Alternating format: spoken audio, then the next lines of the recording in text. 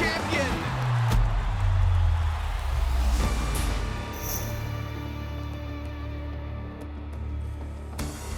The waterways of Miami. We're not there. We're inside La Jaula in our incredible set, our venue where so many great memories have been made over the last couple years, and much more will be made tonight. I guarantee it, because it happens every week. You never leave disappointed, and this card has been highly heralded as we see the new Jaula. Ooh, look at that. We can call it Combate Gucci if we want to, but we're not. It's Combate Global. Don't mess with the branding. I might get into the principal's office with Campbell after that comment. But again, we are always changing, no stone left unturned, and we're looking towards our main event, which is Ivan Tena, who's 4-0. And it's not just that he's 4-0. Those 4 wins have been breathtaking. Roberto Romero, he started off slow, but he's been undefeated in his last 4 fights, and he has finished those fights. Carlos Rivera, Landry Ward, Valentina Escobar, Yazmin, Najera. A lot of USA Mexico out there. We have USA Spain to start our preliminary bouts, and we're about to get started. So I know you love our pre-fight show, but I know you like it even better when we get to all the action. Perez from Coolowee, North Carolina. Saying hi to everyone there in North Kakalaka. And Andrea Meneses, undefeated, fighting out of Gava, España. Time to get in for all the hostilities. Paramount Plus live and throughout our international footprint. The man, la voz, Lupe Contreras, if you will. Entrando a la jaula, Perez. Perez, 29-year-olds. I always like pointing out Coolowee, North Carolina. I had the pleasure of going there. That's where the campus of Western Carolina is. That's where Perez went to school. She has won 3 of her last 4 fights, comes here with a lot of momentum, and fighting an undefeated fighter, she feels like this could be her moment. She's waited for it. Here she is. Yeah, she told me that, hey, listen, I took this fight. She fought not too long ago here in La Jaula. And she says, look, I'm always working and evolutionizing in my game, tweaking some things are here, and bulletproofing my mind. He says, my coach is best thing out there, so she's ready. She's focused. We're going to see a very prone, effective, strong... Su oponente, Andrea Meneses. Started to train after watching videos of Ronda Rousey, or as she so affectionately mentioned to us, Ronda Rousey. Spanish MMA on the Up and Up, trains at Uppercut Training Center, which is the premier MMA gym in Spain, located in Barcelona. She's from Gava, which is just a little outside the main outskirts of the city. Very proud of where she is from. Been training MMA since 2017. Decent amateur, undefeated professional. Has a great background in karate, Kyokushinkai. He studied that for 12 years and holds a blue belt in Brazilian Jiu-Jitsu. But what's really important to focus on here is her great kicking. She throws a lot of high kicks, which forces Katie to keep her hands up. Time to go head-to-head, or as we like to call it, cara a cara. 29-year-old Perez versus 25-year-old Meneses. Both come in at 5'2". The reach, a slight edge for Perez, and we are in the atomweight division. Both women hitting the number. To Lupe. Este duelo, 3 vueltas, división peso átomo de SPARKS. 3 rounds in the atomweight division. Los jueces son the judges are Richard Green Jr., Lorenzo Toledo y Mark Streisand. Presentando la esquina azul, vestida de blanco, presenting the blue corner, wearing white. Marcó un peso oficial de 105 libras. She registered on official 105 pounds. En 5 combates, mantiene un récord de 3 victorias y 2 derrotas en 5 pro bouts. She maintains a record of 3 victories against 2 losses. De Greensboro, South Carolina, conocida como la máquina asesina, Perez. Su rival en la esquina roja, vestida de negro. Her opponent in the red corner, wearing black.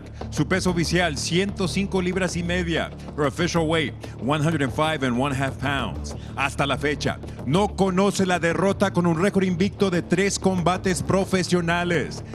To date, she has yet to taste defeat with an undefeated record of 3 victories. Representando a Gava, España, Andrea Cali Meneses. El referee, Alan Abeles. Alan Abeles, the third inside La Jaula. Commands at all times, protect yourself at all times. If you want to touch him up, go ahead, come out fighting. Judge, the aerial shot of the new Jaula. I won't mention it too much more. I'm just a little mesmerized. As we get ready, it's fresh. Exciting, as Kudo the Gang would say.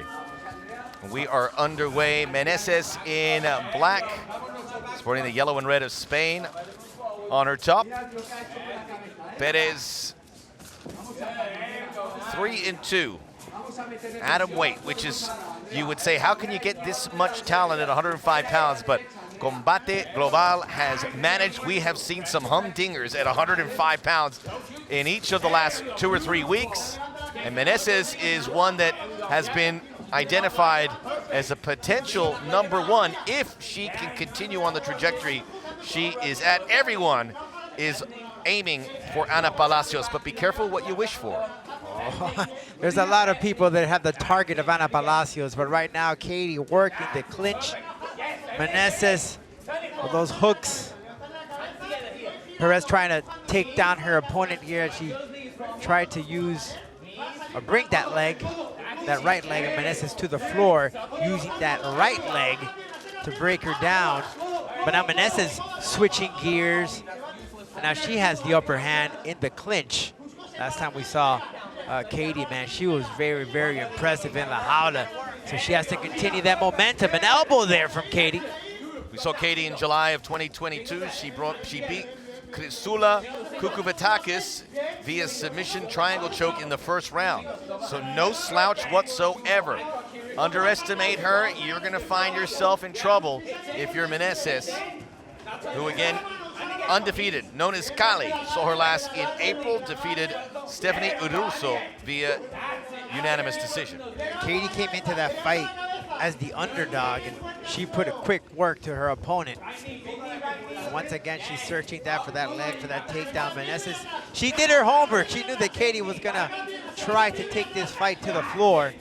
She wants to keep this standing, where Meneses feels very comfortable with those kicks at that hand.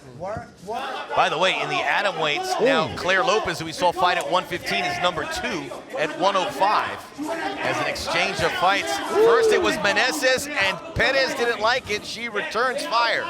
Single leg. You know, Katie just put a smile on me. As soon as they exchanged there, she was just smiling because she just likes the action, man. Very competitive young lady. Right now, #7 in the atomweight rankings is Meneses. Unranked Perez, but she wins here. She will find her way in the top 10. Has to be careful here. She does have that knee. Hang on that leg. No knee shots when a fighter has a knee on the ground. Meneses here could work from this angle, some elbows for the guard, but Perez trying to put those legs around. Into the guard. And an trying arm. to go an armbar opportunity, maybe. She might have something there. She's got some control, and she's got Meneses squeezed in her guard, into the rubber guard. Last time we saw Perez. This is what she did last time. She may be setting it up, choke, Max. armbar, banging away. Another stretch for Perez. From Cullowhee, North Carolina, Meneses hanging on. She's found herself in a very dire situation, and Perez has got a real good grip. And now she has tightening that triangle now. And then the arm. Now the arm bar again. I think you should stop. I think you should stop for something. Meneses. She may have something here, Max. She's able to get out. Meneses, absolutely fantastic counter punch there from Meneses to get out of a very dire situation. Perez not giving up though, gets right back into it. Now she got out good now. Call. Get out of dodge. Now she's forcing this fight to the feet where Meneses likes to fight. Katie though answering back with shots. Fantastic round for Perez. Got off the ground and shot out of a cannon. Not the smoothest striker, but still showed her intentions. Katie though with those hooks. Meneses a knee. Meneses felt very comfortable with that stand-up game. She wants to take this fight to the center of La Jaula. Meneses is very proud to represent Spain. She also says she's just proud to be a girl, a woman. Not many fighters get to say that. I want to be a flag bearer for women in this game. Meneses again trying to use those knees, elbows from this position of the clinch. Tremendous first round, which is about to come to an end.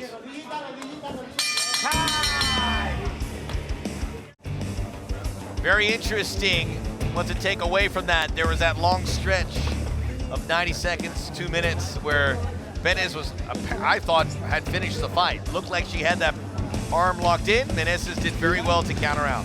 Meneses has done her homework. She knows that Perez has much success on the ground, attempting takedowns. The opportunities were there for arm bars, triangles, but Meneses countered, defended very well, and was not caught. Forced this fight to get right back to the feet, where she's had much success. Let's take a look at the action. Perez right from the start, exchanging with her opponent.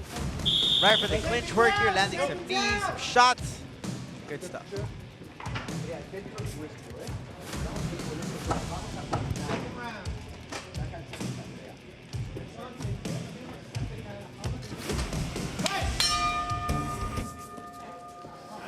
Back here for round 2, Katie Perez in white. We're going to find out the score. And again, if you're joining Combate Global for the first time, we hand out the official scorecards from the judges. Not a projection. Perez felt like she got maybe poked in the eye. And now the rule is, they recently ruled that, I don't know if it comes into play yet, but if you do get poked in the eyes, just like if you're kicked in the midsection or hit in the midsection, you're gonna get those 5 minutes, but I don't think it's coming to play yet. Oh, now. Oh, Meneses has got in there. And a rear naked, or almost a, now she slides Meneses in. may get this, and she has the Jaula there. Underneath the chin. Katie may be in trouble. Perez grimacing. She may be in trouble. Meneses has to talk in a little bit longer. Elena Velez with our obstructed view. Meneses turns around. Yeah, Katie needs to rip that grip. She needs to rip that grip and turn the face, put her chin down. She's breathing. Meneses lost that grip, so Katie right now is doing what she needs to do. Now, as soon as she lets herself put that chin down so she won't connect. Still going, Perez. Yeah. I don't think she feels threatened, even though that arm is promptly underneath her chin. Now she got the chin down. Now she will be able to skin. Now she has to turn now. Turn to her left side. Meneses is not stopping. Gets into the guard. Now Meneses right now is her fight right now. She has the Jaula there. Oh, posting the knee on her hand, preventing Katie from doing anything and landing those shots. Meneses may have lost the first round. I would venture a guess she did, but she's making sure that she doesn't lose the second or this fight doesn't go beyond a second round. I think Meneses is just waiting for the right opportunity so Katie can get on those 2 feet and land a knee from this position, because it's right there for you. Look at the positioning, Max. She's posting the head down. She's just waiting for Katie to get on her feet so she can land that knee. Maybe right here. Nope. Back to the feet. Around. Now we get it back. We get it back now. We get it back. Again, the first round was good. The second round's been pretty solid as well. Great stuff for both these women. And now the fight straight down to the ground again. There's the open scoring, Max. Perez won the first round as expected. Now Katie wanted to take this fight to the ground. Looking for that single leg to scoop her down and trip her. But Meneses just good Jaula psychology here. We're using it to her advantage, preventing Perez from taking this fight to the floor. And look at Perez using the elbows from the back. Yeah, very impressive how it looked like this fight was probably ending. The rear naked was locked in, but she just kept going. No panic in her whatsoever. Now she's back to the feet and still with a chance to maybe get this round back. Stop.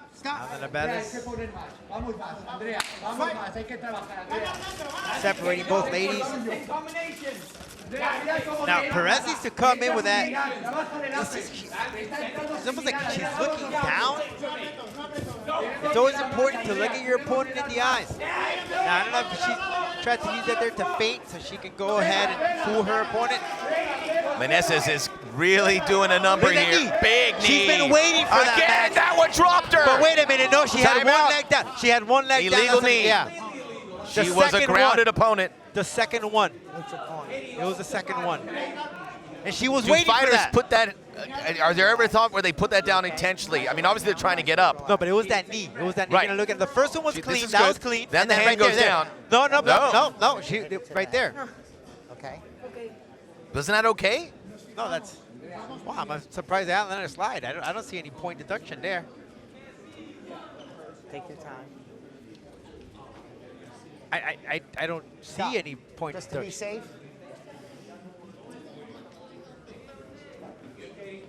And she's been waiting for that. Meneses had been setting her up, wondering the clinch. Yeah, I mean, She was down. She was just waiting for her to get and connect. And it was in the center of La Jaula. Now, what can't you do with the knee? When the fighter's on the knee, you can't deliver. If one knee is one thing- down, if one leg is down, one knee is down, you cannot hit your opponent with a knee. You can't.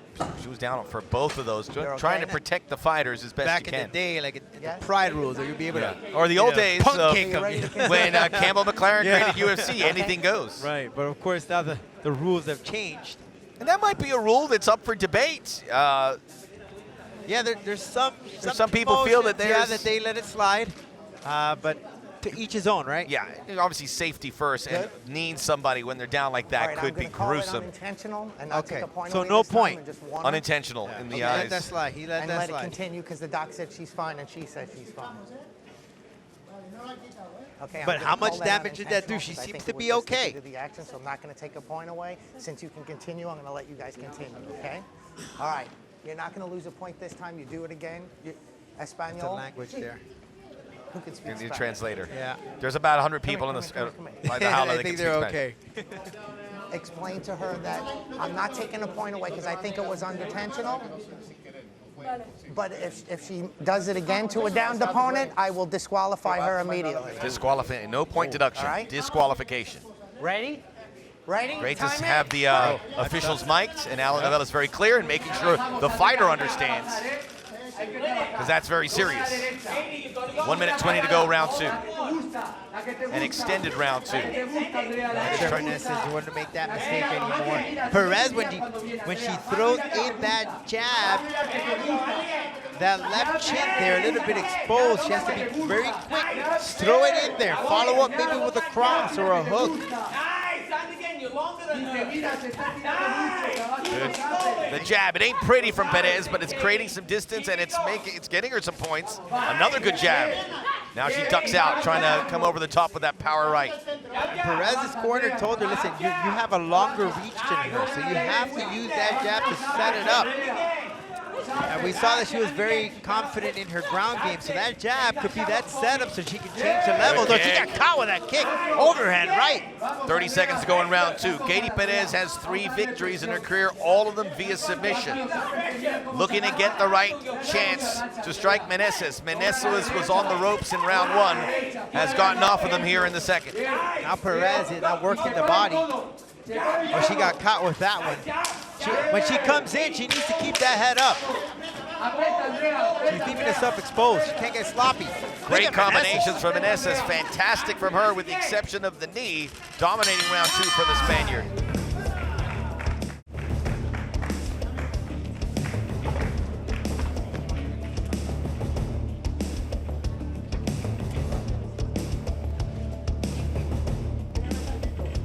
There you go. Meneses now in all likelihood winning round two. How does she build off of that? Great work from Meneses, especially towards the end of that round. She just went in a flurry of punches. Look at this right here. Again, the knee was fine. almost up. The second one Right. is where her knee was down, and you cannot do that. Let me tell you, she got away with it because Alan was kind of cordial there. He But let that it slide, but because she was okay. That's why he let that slide. But he made it clear. Another one, and it's a DQ. It's not even a point deduction. The fight will be automatic disqualification. All right, let's go. Last round, last round, last round.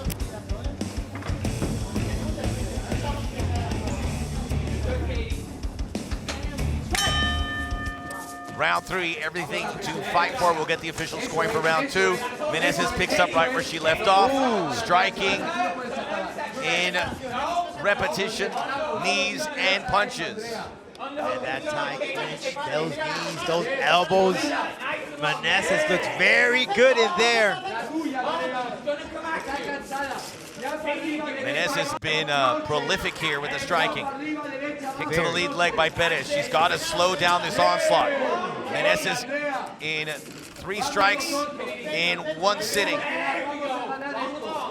And when she just feels that flurry of punches, just moves forward, doesn't stop. She sets up that 1-2 combination and follows up with the kicks. And Katie, she needs to. Oh, she just gave her back. Not looking good for Katie right now. She needs to use that inside kick to slow her down.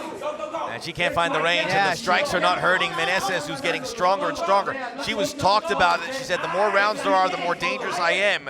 It's what separates me, is the hunger I have as the fight goes on. In her 3 pro fights, did have the first round TKO in October of 2021. The other 2 going the distance. She's comfortable in this capacity. Katie is just, when she throws, she keeps her head down. Not what we saw from her in the beginning of the fight, but look at Meneses with those elbows. Knees. Oh, beautiful tie work. Uh-oh, Perez in trouble. She turtles up. Oh. Meneses wants to finish this fight. Perez hanging on. That's all Perez is doing. She's just hanging on for those last 3 minutes and change. Another breakthrough fighter from Spain. It's happening. We've said it from certain countries. Combate Global is all over it. We have a huge audience in Spain, and they tune in to see their very own. They got to be very proud about the process here of Andrea Meneses. Meneses putting the brakes on Perez's takedown attempt. Wow, Spain must be very proud of this young lady. Oh, she even called her on to stand up. That's how confident she is. Perez still going forward. Man, great work. Perez looking for some sort of opening for a submission. 2nd degree black belt in Chinese Kempo. Brown belt in Brazilian Jiu-Jitsu. Training down there in Phoenix. Look at the open scoring we got, Max. We're all level. So this fight could still be won despite the fast start for Meneses in round 3. High kicks. This intensity is going to pick up. Hats off to the matchmaking. Excellent fight here. Great match. Now let the work here. Now she may get that. Then she goes for the knees. But that knee is down though, so she can't knee her. Very important. Now she can. And look at Meneses' corner telling her to hit the elbows, hit the elbows. She's done. There they are. There's the elbows that she's throwing. Great hand exchange. Perez. She keeps her head down again, leaving herself very vulnerable because Meneses is throwing in those knees. Perez tried to go to that head and arm throw, but was denied. Now Meneses on top. Trying to get the half guard. Meneses, this is great business for her to finish off this fight. Still far from secure as she's into the guard of Perez. Perez is looking for that arm from an arm bar. Well, how sweet it would be with just a minute left if she were to get this victory. But no, Meneses is literally just wrapping around. She's hanging on to that arm. Meneses' corner, take that arm out. She surely did. Give her an inch and Perez will jump at it. She still has 50 seconds.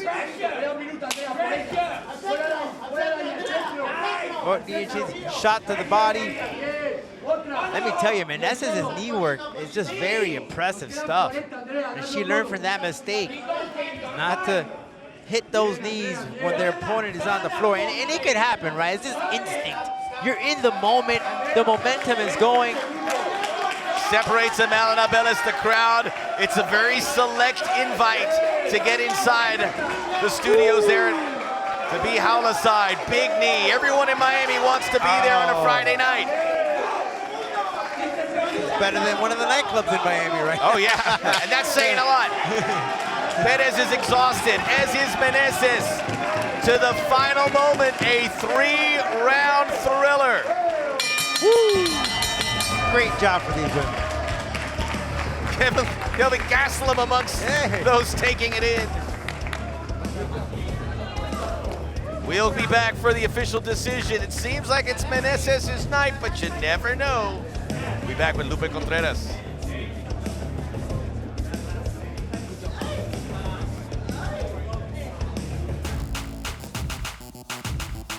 Soy Valentina Escobar, tengo 24 años y vengo de Santiago de Chile. Yo practico judo desde los 14 años y empecé a hacer MMA pero como recreativo, como para soltar el striker y hacer un poco de lucha también, pero en poco supe que tenía que pelear. Representar a mi país en combate es un privilegio, somos pocos los peleadores chilenos y la idea es que cada vez los chilenos podamos llegar a mejores ligas, a grandes eventos como combate. Mi estilo de pelea es un estilo súper completo, vengo de una base de lucha, años de entrenamiento y he soltado mucho también el striking, me siento sólida, me siento fuerte, me siento potente, así que me siento completa. Mi primera pelea, mi debut aquí en combate, fue contra la mexicana Fernanda Larios, una pelea súper intensa, no hubieron tiempos muertos, todo el rato estuvimos tirando y haciendo derribo, defensa.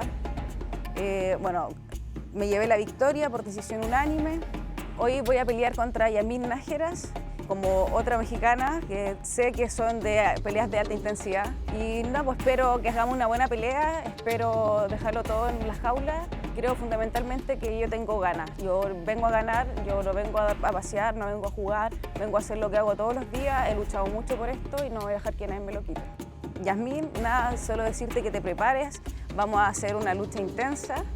Vengo más fuerte que nunca y lo vas a sentir.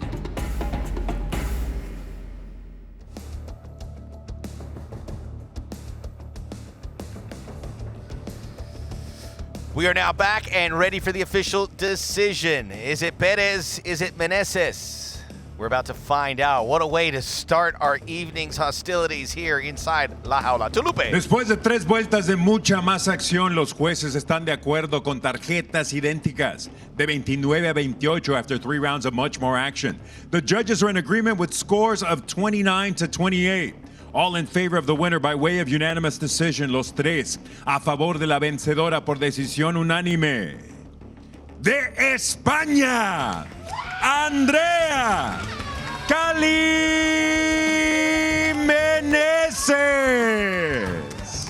4-0. That carries a lot of water. Andrea Meneses, or a lot of sangria, as she is victorious against a very game Katie Perez. Probably the right decision. Lost the first round, won rounds 2 and 3. In that second and third round, Meneses just picked up the pace. Great stuff from this young lady from Spain. We'll be back, and we'll get you back up for it. Another undefeated fighter, Jaret Betancourt, taking on Rodrigo Garcia.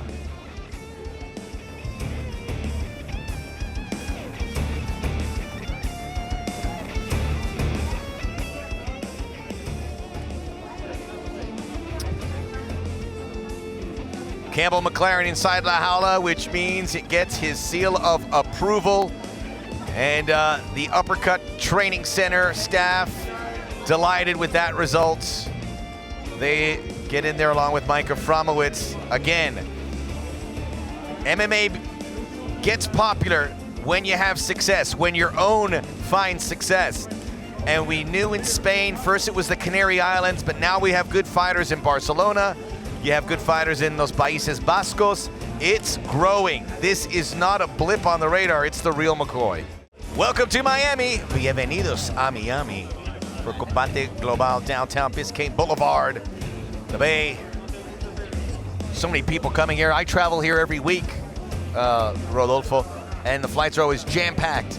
And there's a row of people that want to get on, and you can't, because everyone wants to come to Miami. It's the place to be. I'm not sure they're all coming to see Combate Global. They should. You don't need to. You're watching it on Paramount Plus. You can see it on Paramount Plus on a Friday. You can watch it on a plane. Right. Cruise. Jaret Betancourt, 4-0 here in the flyweights, taking on Rodrigo Garcia from Monterrey.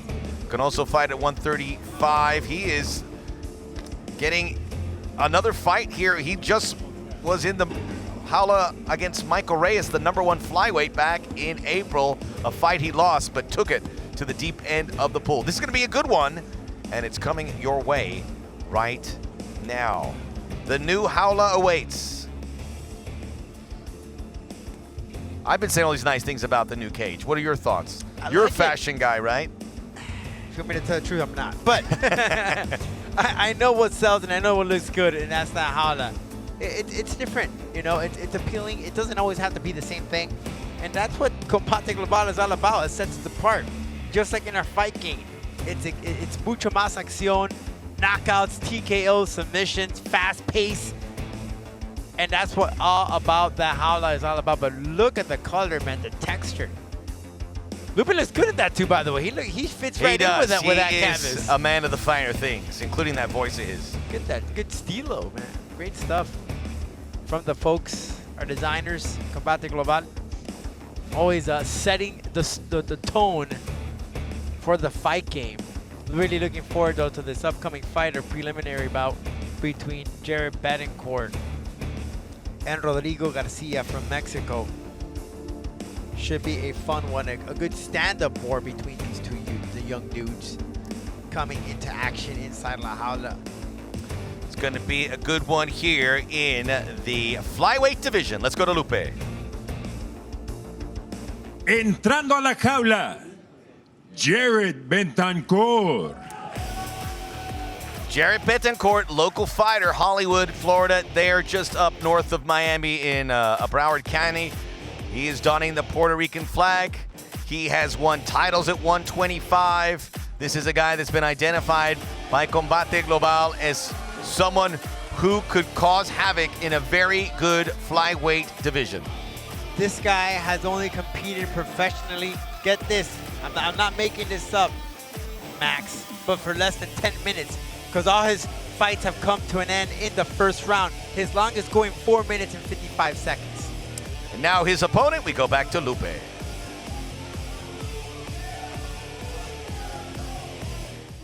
Su rival, Rodrigo Garcia. Rodrigo Garcia, father of two, just welcomed a new child. Congratulations to him. Monterrey, a big fighting town, fights out of Lions Alpha team with his coach Nino Marroquin. Also trains with Nino's brother Levi, who you just see getting out of the picture with the gray shirt. This is a very good fighter at 125. Unlucky against the #1 ranked flyweight Michael Reyes back in April. It was a very competitive bout between those two. And a former football player, and I'm not talking about soccer, I'm talking about American football players. So this guy has a heart of a lion, fast-paced, great striking.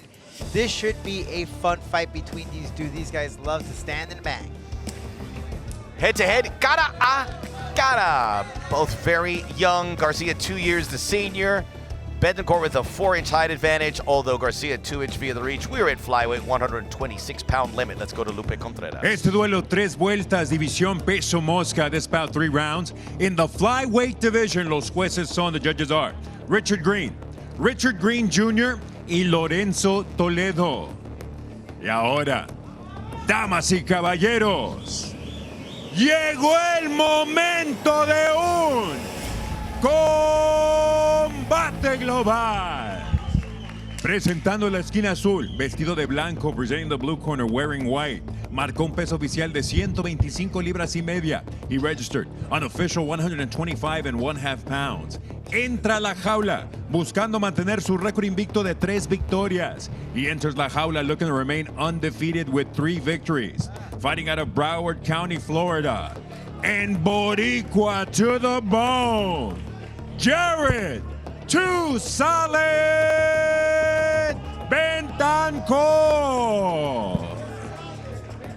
Su rival en la esquina roja, vestido de rojo con blanco, his opponent in the red corner, wearing red with white. Su peso oficial, 125 libras y 3/4 is the official weight, 125.75 pounds. En su quinto combate, con 3 victorias y 1 derrota in his 5th pro bout, with 3 victories against 1 defeat. Puro Monterrey, Nuevo León, México.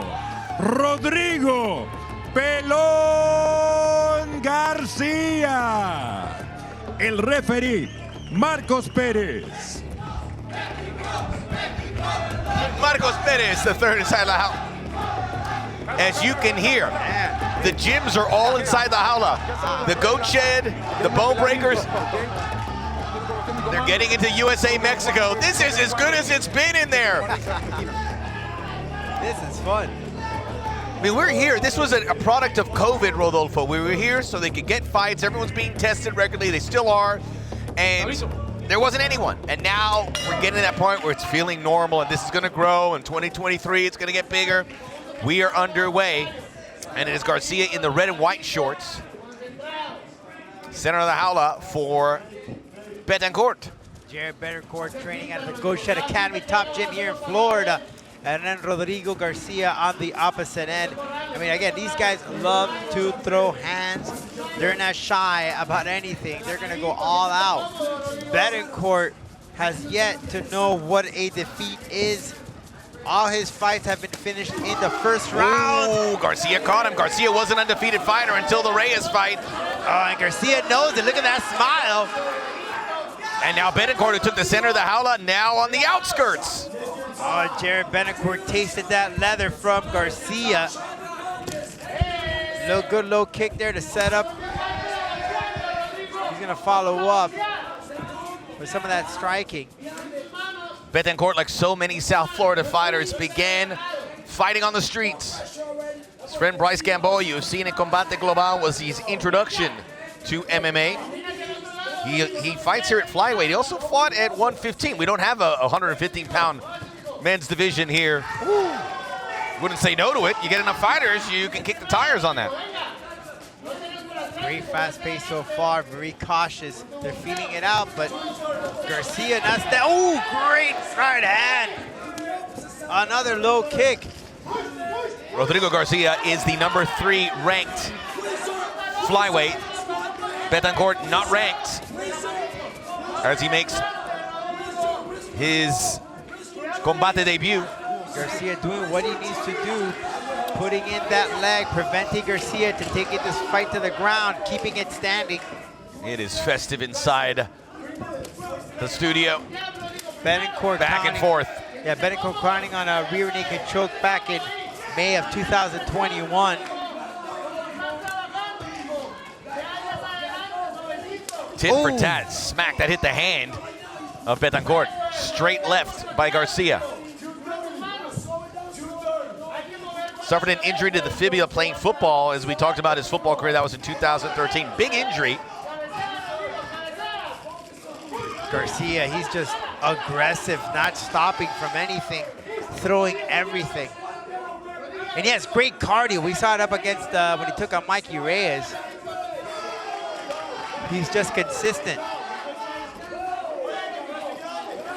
And Betancourt now testing his hands, and he pointed out to him, this is a fun fight. You can tell these dudes are just having fun in there. Garcia now taking the center. 2 minutes and a few seconds to go here in the opening round. Both well supported, USA, Mexico, but both feel like the home team right now, the way this sounds. So the chance of Mexico and some USA's in there too. Into a tight clinch for a split second. Fighting is in the blood of Betancourt. His father is also a boxing trainer in New York. Doesn't take training from his dad, just a few pointers. Well, they're Florida, New York. But he does give him some pointers every now and then, he told me. How much does he pay attention? I'm sure he does. But yeah, you know, it's fathers and sons. Sons have been rolling eyes at dads from the beginning of time. Sometimes the kids do like to get instructions from someone other than their dad. I can attest to it. Yeah. You get that the other side, you know, something that we tend not to say as fathers. That was blocked, but still pretty firm from Betancourt. A few feints to try and set up that overhand right. A minute to go. Betancourt has, Garcia has a little damage to the nose. A little red there. Out of feint from Rodrigo. Betancourt just testing, very patient. Finding the right spot. Garcia, though, not shy from throwing anything. He's not really backing up or testing. He just throws it if he feels he has to. Betancourt, the more cautious of the two. Oh, 1-2. Look at that exchange. Betancourt finishing strong. Garcia smiles, but his nose is a little jacked up. If this is the first round, I can just imagine how the second and the third is going to be. It's going to be fun as the pace will be picked up. All right, this is the first time, Max, that Betancourt will reach the second round. Oh, look another at that big kick. backspin. Impact striking. We're going to go to a second round. People are standing outside La Jaula. We'll go to a round 2. Hopefully it's as good as round 1. Well, we had a humdinger in our first fight, and this one's heading in that direction. So much at stake here with the rankings, with national pride. And Garcia started off well, but I think Betancourt has to feel good about the pacing. Especially towards the end of that round, he felt a little bit more comfortable landing in some shots. He started off a little bit slow in the beginning. Garcia was the one that put the speed there in that fight with the low kicks and the punches, but Betancourt was just patient waiting to exchange. As I see the Goat Shed Academy coach stating his word before the second round.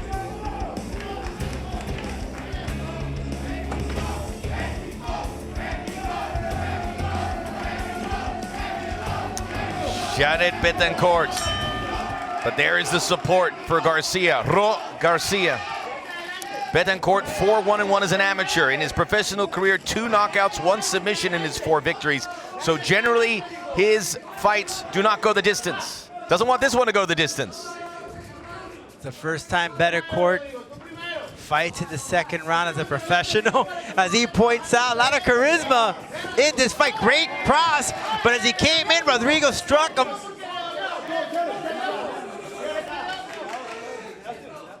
And they're just, you know, they're talking to each other in that fight, Max.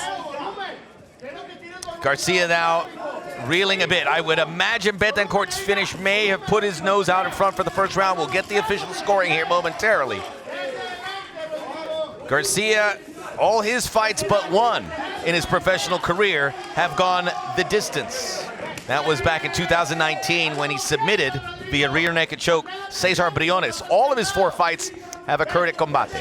Betancourt takes that first round, as you can see in the open scoring, Max, rightfully so. He did the most damage.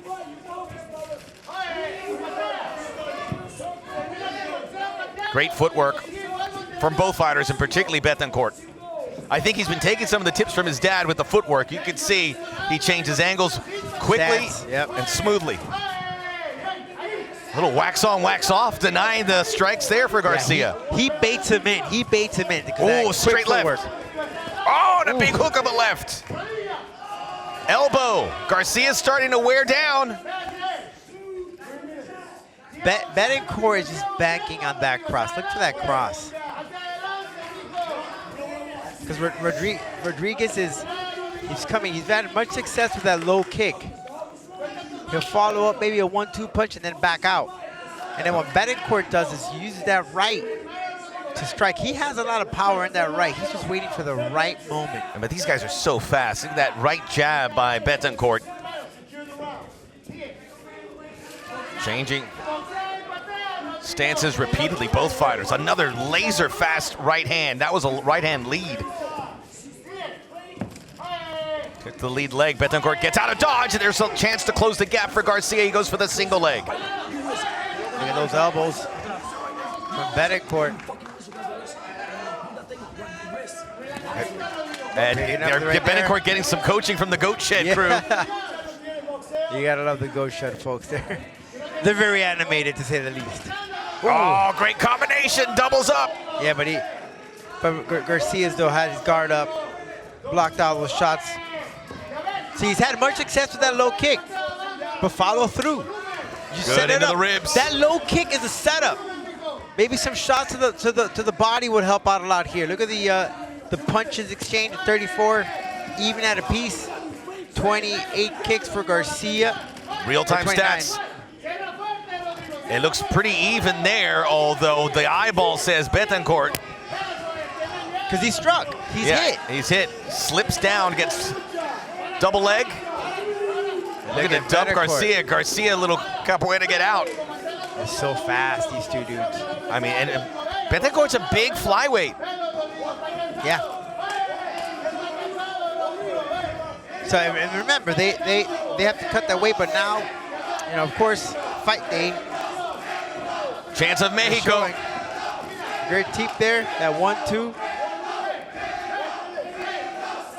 Garcia's not a knockout fighter. If he loses this round, he's going to head into uncharted waters. He tried to go for a highlight reel. Betancourt perhaps looking for that flying knee, but Garcia very smart to get out the way.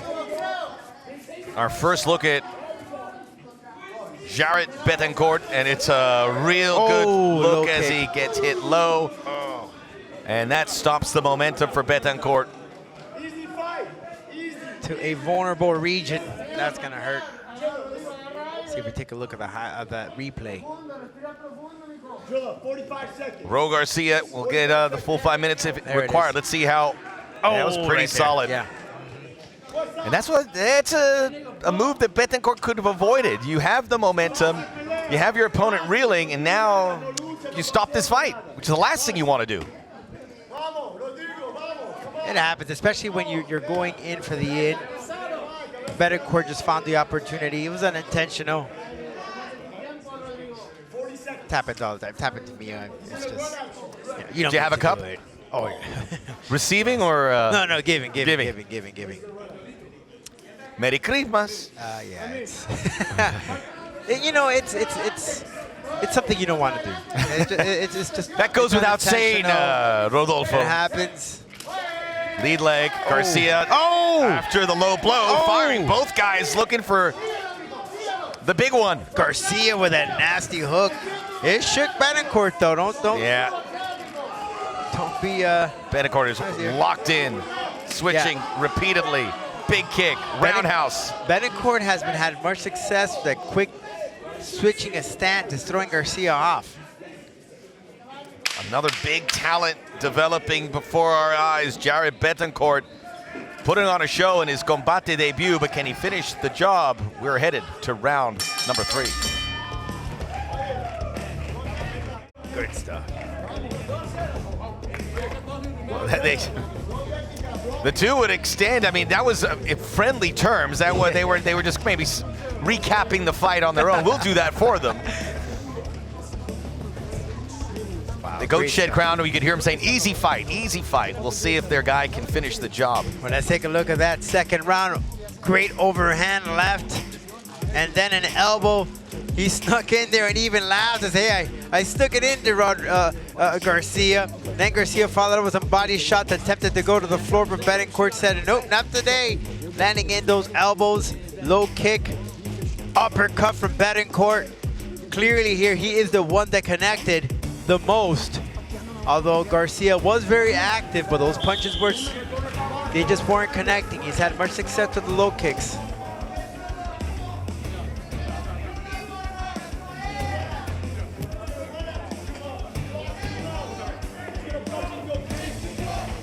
We are back. Jaret Betancourt, 5'8" flyweight, who has fought at 115 pounds, has fought at catch weights at 120 pounds. This is the lowest weight division he can get into, and he still looks big. He's a big dude for this weight division. But it's amazing he can go lower and comfortably make weight. I wouldn't say comfortably, but make weight. Garcia able to close the gap. Rare moment to do that. And poke in the eye. Poke in the eye. And Garcia apologizing there. Ooh, look at that cut from Garcia. That is deep. Underneath the left eye. That will not be stopped by the glue. That will require something a little stronger. And let's take a look at that shot here. Throws him off.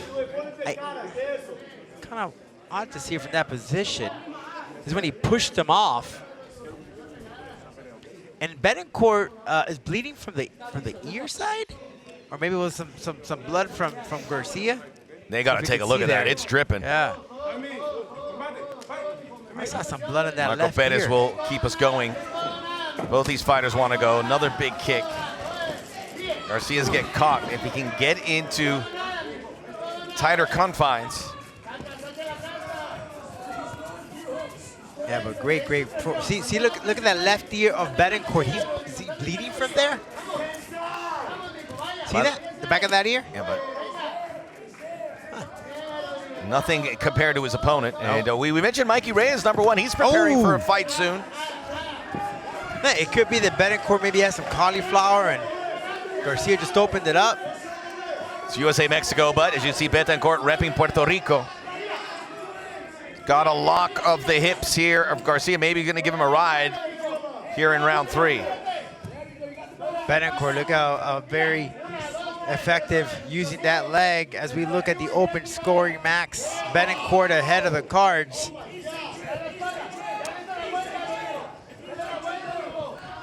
But it's not to the numbers, he knows. And Asim, the Goat Shed Academy coach, says this all the time in his camp, mucho más acción. They live by that slogan. Toeing the company line. Yeah. Separates again. Great front kick from Betancourt. What I like about Betancourt is he managed to slow Garcia down by him being patient. He didn't give into the fight that Garcia wanted to do, that fast pace. He found a way to calm them down. Betancourt just has a real good timing, and whatever pace you want, it's going to end up being his pace. He can dictate that. Really impressive to see him here for the first time. Bright future.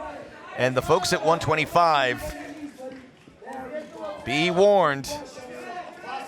It's a loaded looking number. for the highlight reel finish. Whoa! Oh! Little Showtime Perez action there. Little Anthony Pettis almost off the top of the cage. This guy's fun to watch. Jaret Betancourt, señores y señoras.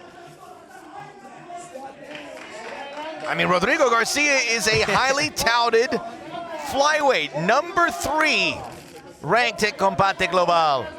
And he's been second best all night. He shut him down in this round, Max. Garcia is not the same person that we saw in that first and second. And it's not because he's tired. It's just he just can't find an opening to strike and be as fast-paced as he was earlier on. Two good young fighters, but one young fighter that much better. 1:53. Garcia's gonna have to dig deep, but he's hurt, he's bleeding, and he's being outmatched and outpointed. Oh. Yeah, Garcia, he just can't find an opening. He can't strike. Look, he hasn't even been able to connect those low kicks as he was doing earlier on in the fight. Not throwing any overhand rights, which he was doing. It's also worth mentioning, this is the first professional fight for Betancourt in 11 months. Does not look like any inactivity on him whatsoever. He told me I stayed busy. He said, I stayed busy. He's training with the Goat Shed Academy. Oh, one of those connect is going to be gnarly. 1 minute to go here in the final round. Another one. He's just searching for that highlight. It's been a Betancourt avalanche right now. Another attempt. He even pointed out a second one. Looks like the fight just started. He is on his toes, crisp. Got popped, got a little step. This guy just looked like a character from a video game. Something, at least he withdrew that lead leg. Something for Garcia. But as this fight's gone on, the fitness, the cardio, just the athleticism of Betancourt shining through. Again. Great block. Vicious. I won't be surprised if Betancourt tries to do that Showtime Perez one more time. He's thinking about it. Yeah, he is. He really is. Each time he lays it out, he has his big grin on his face. Oh, great front kick. Trying to go for that crane kick. Well, Mom's going to be real proud. Mom is his biggest fan. Dad, the boxing trainer, I'm sure is going to be very pleased as well as Jaret Betancourt. Remember the name. From pillar to post here in our preliminaries, which never disappoint. We'll be back.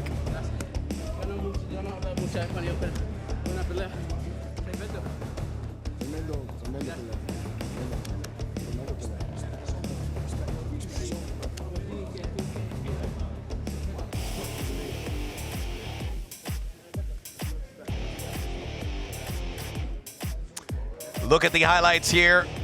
Wow. And that was at the early stages of round 3. That was unintentional there, poking the eye, but just great stuff from both these men. The energy, he attempted the Showtime Perez. He did that twice in the fight. Betancourt was just searching for the highlight reel. He did a crane kick. But look, at the end of the day, it's sportsmanship. They know that they both delivered a phenomenal fight that's going to have a lot of people talking tomorrow morning in the world of mixed martial arts.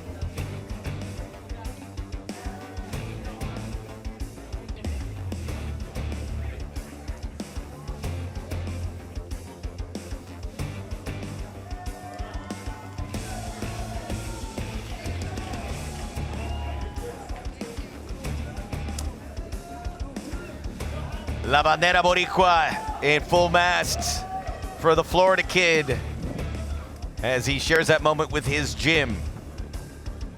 And we'll be getting the official decision. No doubt about it. The question is, he win all 3 rounds? Let's find out. We go inside la jaula. Lupe Contreras. Los jueces Green y Toledo entregan tarjetas de 30 a 27. Judge Green en Toledo scored the bout at 30-27. Y el juez Green Jr. anotó 29-28. Judge Green Jr. scores it 29-28. All in favor of the winner by way of unanimous decision. Los tres a favor del ganador por decisión unánime. Too solid. Jaret Betancourt. Too solid. Jaret Betancourt now 5-0. As we'll call it 4-0. And one name to remember. We are going towards our main card at the top of the hour.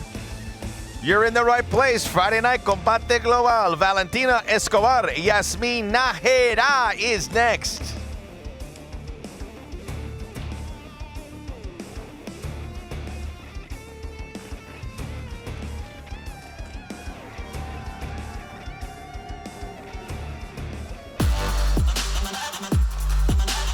My name's Tena. I'm 23 years old and I'm from Tucson, Arizona. What I like the most about Tucson is just the culture. You know what I mean? We're a tough city. It's super hot. You know what I mean? We're all tough. We're all fighters out there, and it's just, that's where I'm from, man. Started doing MMA as a kid. You know, my brother used to beat me up a lot. Kind of got sick of that, so I figured, you know, I should start defending myself and learning how to fight, and now I'm here. My first fight, probably I was 14 years old. You know, I fought Coolidge, Arizona in some bar somewhere. You know, I fought this guy, and the fight lasted like 30 seconds. I knocked him out. He was 18 years old. It was just wild, you know. My fighting style is a lot of action. You know, I like to box, I like to kick, I like to punish my opponent, you know, but that's not to say that I can't fight on the ground or wrestle. I can do it all. The most difficult obstacle really is just getting the resources I need to train, you know. But now that I moved out to Phoenix, Arizona, and trained at the MMA Lab, I got everything, you know, and I'm really not lacking anything anymore. I'll fight whoever it takes. You know, I want to be the very best in the world one day, you know, so whoever it takes for me to get to that goal, that's who I want to fight. You know, I just don't like to lose, you know, and I feel like every time I go out there, I'm representing myself, my team, where I'm from. And if I were to lose, you know, that would all just go down the drain, and I'm not ready to shame everybody who supported me. I fight because, you know, I love martial arts. I love the discipline that it takes to be a competitor, and I feel like I have everything it takes to be the best.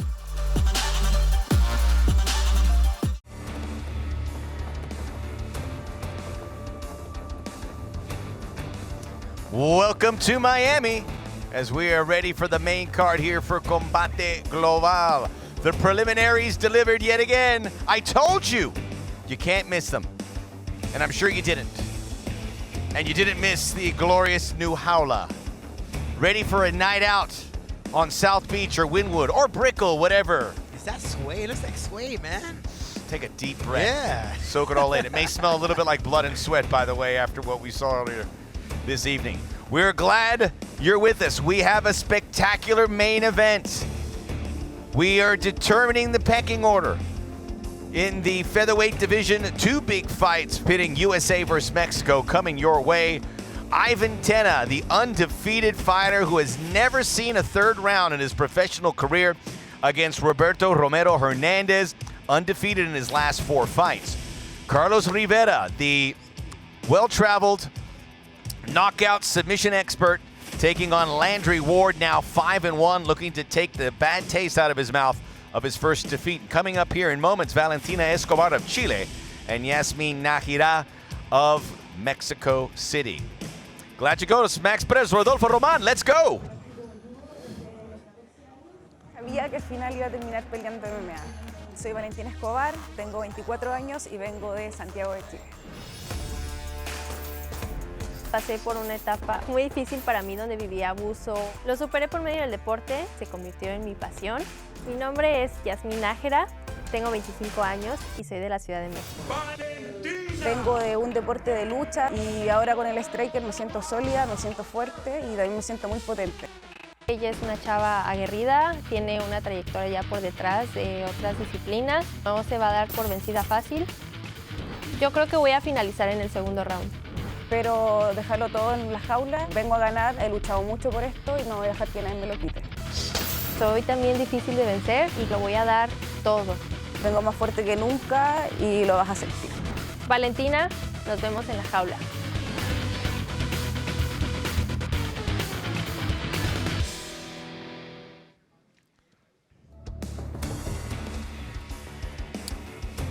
Big fight as we go head-to-head. Ghana. This is going to be a 120-pound catch weight.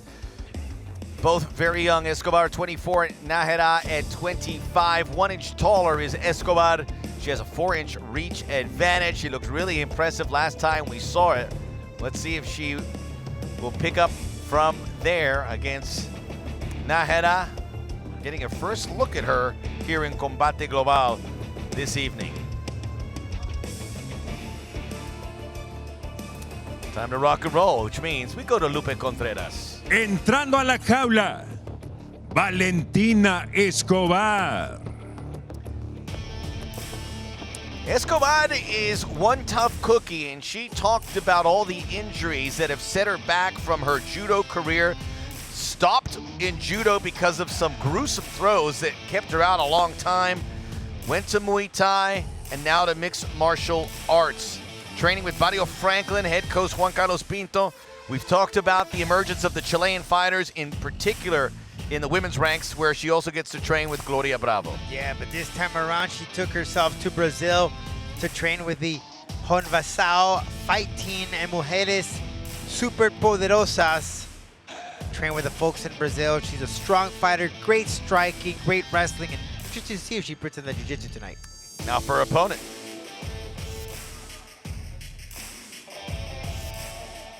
Su contraria, Yazmin Najera. Yazmin Najera. Unlike any fighter we have encountered here in Combate Global before. Nicknamed the Nina Arbol, the tree girl. Says she is in contact with nature. She also explored with a few things that she was open about. She laughed about it. We're not judging, but certainly, let's call her the Combate hippie. Maybe that's not right either. She is looking to make a name in mixed martial arts. She just goes to the beat of a different drummer, Rodolfo. Great strikes, great striking, has a boxing background. She's very bubbly, very friendly, but don't let that deceive you. Of course, a lot of nerves are coming into play right now, lots of butterflies. She has to set that aside. She needs to keep very focused. Valentina is a strong opponent with great striking, so footwork will be very important in this fight for Yazmin. We'll know a lot more than we do now. Let's go to Lupe. Las reglas oficiales de la jaula, 3 vueltas de 5 minutos, 3 jueces utilizando el sistema de 10 puntos de este duelo. A un peso pactado a 120 libras, this bout of the catch weight of 120 pounds. Los jueces son, the judges are Mark Streisand, Richard Green y Richard Green Jr. Presentando en la esquina azul, vestida de rojo, presenting the blue corner, wearing red. Sobre la báscula, marcó un peso oficial de 120 libras y un cuarto on the scale. She registered an official 120 and 1/4 pounds. En su segundo combate profesional, con récord de una victoria, she enters la jaula for the second time as a pro with a record of 1 victory. Representando a Santiago de Chile, Valentina Escobar. Su oponente en la esquina roja, her opponent in the red corner, wearing black, vestida de negro. Su peso oficial, 119 libras, her official weight, 119 pounds. Igual que su rival. Entra por segunda ocasión a la jaula con récord de una victoria. Like her opponent, she too enters la jaula for the second time as a pro with a record of 1 victory. De la capital azteca, la Ciudad de México, Yazmin, Niña Árbol Najera. El referee, Alana Vélez. Alana Perez, the third inside the jaula. All right, I gave you guys the instructions in the locker room. Obey my commands at all times. Protect yourself at all times. If you want to touch them up, go ahead. Come out fighting. Judge. Judge. Judge. Valentina Escobar. Fight, are you ready? Fight! Yazmin Najera. Najera in the black, representing Mexico, facing Chile. Right from the start, look at Valentina. She's going to pick up the pace. She's fast-paced, very aggressive. Yazmin needs to do that footwork. She can't fall into the trap. See how she's coming in already? Very vicious with that cross from Valentina. Valentina was so impressive in her MMA/Combate debut back in April of this year, drawing a lot of plaudits for what she was able to do. Remember making the move from different combat sports. Does have a nice background. Valentina has a lot of power in those hands. She has that knockout power. Look how she sets up that jab. Lots of feint, switching stance. Choo! Got one in there, Najera. Yeah. Yazmin felt that one. And it just takes one, Max, to come to terms. Okay, this is it. My butterflies are out. I just took this first shot. Let's get to the fighting. Najera was a boxing instructor, but Escobar showing her wherewithal with the fists.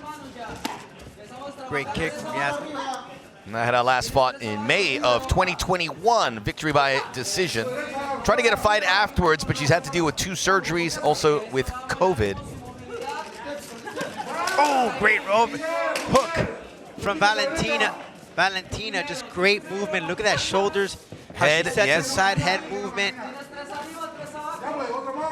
Very confident. Setting apart. Positioning herself where to strike. Setting it up with that left. That jab. She switches stance so nicely. Very fluid, smooth. Yeah. Najera just going side to side, keeping very active, but very easy for Escobar to track her down. And taking a lot less movement doing it. Valentina took on Fernanda Larios last time we saw her in La Jaula. And she walked in as the underdog, but boy, was she impressive. Look at that overhand right. If that would have connected, this fight would have been done. These two would eventually project as strawweight fighters. Valentina Escobar looking to make the top 10 potentially with a win. And Yazmin knows the power that Valentina has. Look how she circles around. And that distance between that two, that space becomes wider and wider because Yazmin moves out. So she needs to work the angles with Valentina because she comes right at you and she does leave some of that opening in her chin. You just have to cut her. Niña Árbol with some good strikes here, starting to get into a better groove. See, she comes right in. As soon as she comes in, step that left foot to cut her off. I know it's easier said than done, but show us. That's what it is. Oh, trust me, I had to learn the hard way. Najera using a lot of energy just to move, caught one on the way out. Overhand right from Escobar. Talked about Gloria Bravo, who she trains with down in Chile. Talks about her life. She says, I live a little on the outskirts of Santiago. I go to the gym, I'm there all day. I come home and I sleep. Rinse and repeat. This is her life.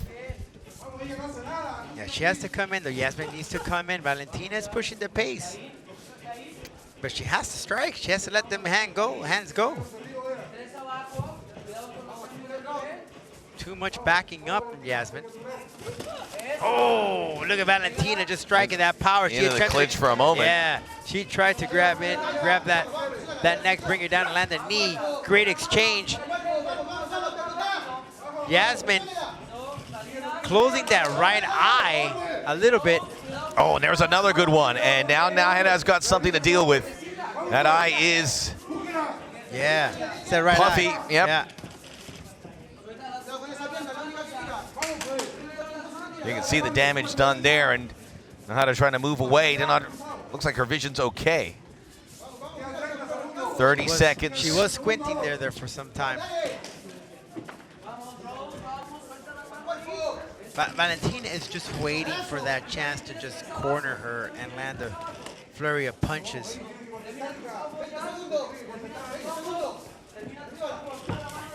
Overhand right, doubling up. Najera goes down. Valentina's just picking on that eye. Great exchange here to land to finish the first round. We're gonna go to round 2. Ooh.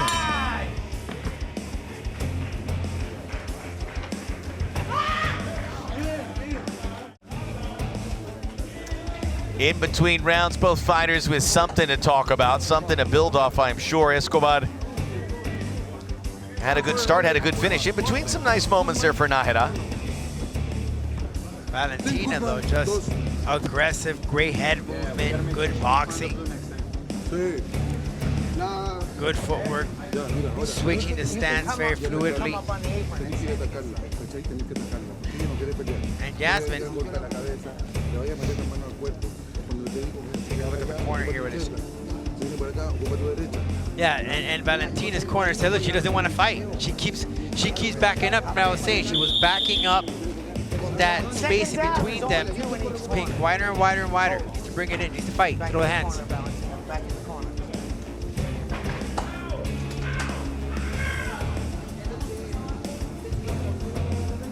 Second round. Back here inside of the Jaula, ready for round 2. And just to reiterate what we heard in the corner, Escobar's corner saying she doesn't want to fight, talking about Najera, and by and large, she has not been that active. A lot of movement, waiting for a counterpunch. Look, she'll throw and she just goes back like, I don't know how many feet. Escobar's just going to take the right angle here. Oh, just missed over the top. Najera almost walked into that. See, she'll come in close and then just, it's like a 4-fight gap between the two of them. But that right hand has been cocked a couple times. You have to imagine it's going to find its target here. Listen, if that Jaula wouldn't have been there, Yazmin would have kept going back. She literally got caught in it. That's what she was backpedaling. She needs to come in, let the hands go. Najera just doesn't have the background that Escobar does. Doesn't mean she can't win this fight. Got to be creative in finding a breakthrough and be very careful, because if Escobar closes ground, it'll fall right into her hands. Little jab. Escobar gets the nod from all 3 judges on our official scorecard. It's almost as soon as Valentina strikes, it could be the quick jab, something not even powerful. Yazmin just backs away. There we go. Now we're getting a little closer here. Back into the Thai clinch again. Muay Thai is where she turned to after her comeback career started in judo. Oh, nice. Look at that. She's just picking it apart. And again, Yazmin just running away. You got to come in. We asked these fighters what the best advice they have been given in their MMA career, and we haven't seen it yet, but Valentina Escobar said the best advice she was given is do jiu-jitsu every day. That's what you tend to get from some of the fighters where they're so confident with their hands. Jiu-jitsu, practice, transition, defense. I mean, you just got to do it repetitive, repetition. As we look at the stats, 69 punches for Valentina and Yazmin, 52. Even on the kicks. That's a takedown there, Najera. That's what she needed here to change the pace of the fight, to throw Valentina off. Single leg, doing well here. And she got her down. Watch the back of the head. Yeah, a warning there for Escobar with those elbows. Najera's advice that she sticks by in Spanish was las victorias no te las suben a la cabeza y las derrotas no se te la claven en la corazón. So the victories, don't let them get to your head, and the losses, don't let them get into your heart. I like that one. Sure. Sounds better in Spanish. Or at least the way I said it. You can never fall in love with the victory. You know, every opponent's going to be different, and your fight will always be different. Stop. Fight. And your losses, you could overcome it. You just got to learn from your mistakes. Don't wash them away, learn from them, but don't let them haunt you. I think Yazmin now found out the recipe she needs to throw Valentina off, and that's change the levels, go to the ground. But she has to be cautious. She actually ran out of that exchange, ducking her head. Straight left. Now had combining a little better. It's been a much better round for the Mexican fighter. And she had that takedown, which is something she can hang her hat on. Interesting, Escobar with her judo background, and as well as what we've heard about her jiu-jitsu, hasn't attempted anything to get this on the ground. Always striking first, though. Just trying to find something, but again, that gap, it just goes from 2 feet to 7 feet. That gap between the two fighters. Yazmin busted there under the nose, or the nose busted open. She's bleeding there. Oh, trying to good catch body up. shots, yeah. Keep those hands up, though. Yeah, just leaving it. Those are hanging low. Escobar set up with a jab, another takedown. I mean, get enough of these. Najera's going to have a chance to win this fight. She's having success in this position of wrestling. Two good takedowns in his second round. Make it 3 or 2.5. Good positioning of La Jaula. She's going to scoop her up if she has a chance. Valentina using her hips. Not taking this fight on the floor. Now some clinch work. Maybe some knees from Yazmin. Valentina throwing out that judo that comes into play. Maybe looking got her for in awkward some position. shots. She may be saved by the bell here, Max. Clubbing away on Najera. Won't have time to finish the job, though. Round 3 awaits. Things getting a little more interesting here after the second round. And will those takedowns sway the judges here? Look at this action from that second chapter of this fight. Valentina just finding a chance, but then Yazmin throwing those hands, kicks. But what really made a difference for Yazmin in this round are the takedowns, where she took her opponent down, grabbing that leg and taking her foe to the floor, where she landed some shots. She did have some control there. Threw in some body shots. Valentina just very aggressive, pushing the pace of the fight, dictating where it goes. Last round, Valentina, stay in your corner. Last round, stay in your corner.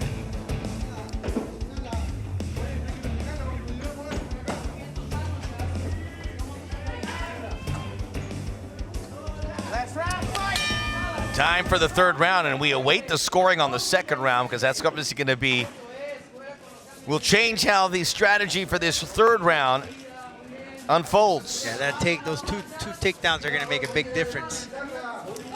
Let's see how the judges saw it, though. Was it enough? Max Bretos, Rodolfo Roman, glad you could join us here on a Friday night. For our loyal viewers, you know what it's all about, and it's always changing, but this has been a fantastic fight card throughout. Some big fights. We got some big news that we're going to get to regarding next week here in a moment. And for those that are new, welcome aboard. You're in the right place. If, you know, Friday nights for fighting, that's what I was told. Yazmin using those shoulders. Oh, well, look at the open scoring here, Max. Valentina also takes this round as well. Okay. So those takedowns just weren't enough. I'm a little surprised. Well, I like what Escobar What did you do with those takedowns? Did you do something? Well, I thought it was something. I didn't think Escobar did much in that second round. But she connected. She was throwing in those hands, and they were efficient. So many people think, okay, the guy or the girl took her opponent down 20, 30 times, but what did she do? She or he or she can control your opponent for 3-4 minutes, but if you're just grabbing on, is that enough to impress the judges? Is that enough for you to win a fight? Are you damaging your opponent? You've convinced me, Rodolfo. You've convinced me you should be a judge. Just kidding, you're a great commentator, my friend. So Valentino Escobar with some breathing room.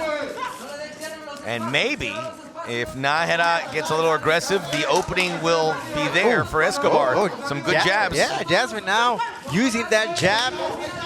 Great shot from that right hand. Takedown gets flushed. We didn't know a lot about Najera. I know we saw some tape and we're like, okay, there's some deficiencies there. But there's something to build on there. I'll tell you this, much improvement from that first fight, that pro fight that she had. And over time, in that first round, again, that gap when they exchanged became wider and wider, but as the fight developed, it got shorter and shorter. Now she does want to exchange. She felt they were comfortable with the takedowns. Escobar wants a satisfied feeling. She wants to walk away with perhaps, hopefully a finish, a submission, something in a fight she was favorite to win. 24-year-old from Santiago de Chile. Nice kick landing on the outside left leg of Yazmin. Great stiff left from Valentina. Stick around, big main event coming up next. Ivan Tena, Roberto Romero. We also have Landry, Ward, Carlos Rivera coming up as well, both in the featherweight division. 3 ranked featherweights in action. And Tena, a very special fighter, currently ranked at 5th. He would be even higher if he had more fights. If he wins tonight, he will make a move. That fight's gonna be fun. Good exchange. Not much behind that kick by Najera. Escobar firm with hers. Hops into action with that power jab. Valentina using those kicks to keep Yazmin at bay. Preventing her from coming in. Well, we saw it all with Andrea Meneses, how Spanish MMA on the women's side, really on both, improving and interest starts to raise. Same can be said with Chile. More and more fighters, and we've seen them all. And Claudio Quintana with an incredible knockout a couple months ago. Caroline Gallardo, who is the #1 ranked fighter at 115 pounds.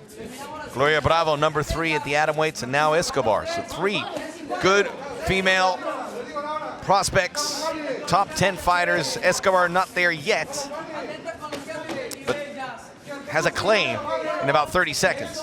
Sure should be in the drawing there when the rankings come out next month. Blocks that kick for Najera, nothing behind it. Najera looks like she's gonna go the distance. Yazmin. Final 10 seconds here. Now she's going for the takedown. But this point's a little too late. That guillotine here for Valentina, perhaps. No, really, just wanted to set up with some striking. Put on a little pain to wrap up the 3rd round. And Valentina Escobar on her way to improving to 2-0, both in Combate. We'll be back with the official decision here from Miami.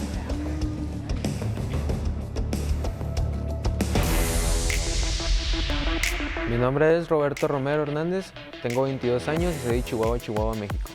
Empecé a practicar MMA por mi hermano mayor, ya que él era instructor de artes marciales en un gimnasio. Pues poco a poco fue haciendo la transición al MMA y pues ahí me fue involucrando desde los 13 años. Bueno, pues mi estilo de pelea es un peleador aguerrido, un peleador que va hacia adelante.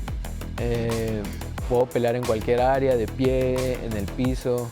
Me gusta pelear de pie, pero siempre empujando hacia la finalización. El año pasado nos reconocieron con el premio de la pelea del año a mi compañero Sedecaya Montañez y a mí. Esa pelea fue una pelea de 3 rounds, la verdad fue una pelea intensa, llena de acción en todo momento. Hubo knockdowns, hubo comebacks, entonces pues fue una pelea bien emocionante en todos los aspectos. Cuando me siento cansado, siento que estoy perdiendo una pelea, pues lo que me motiva a no tirar los guantes es primero que nada mi familia, todas esas personas que están ahí afuera de la jaula, pues esperando a que yo salga con esa victoria o que al menos salga bien. Entonces, pues eso es lo que no me deja tirar los guantes. Pues yo creo que lo que me diferencia a mí de mis oponentes es la garra, la casta que saco en mis peleas. Sinceramente yo me subo a entregar todo, a dejar ahí el corazón y pues es lo que venimos a hacer.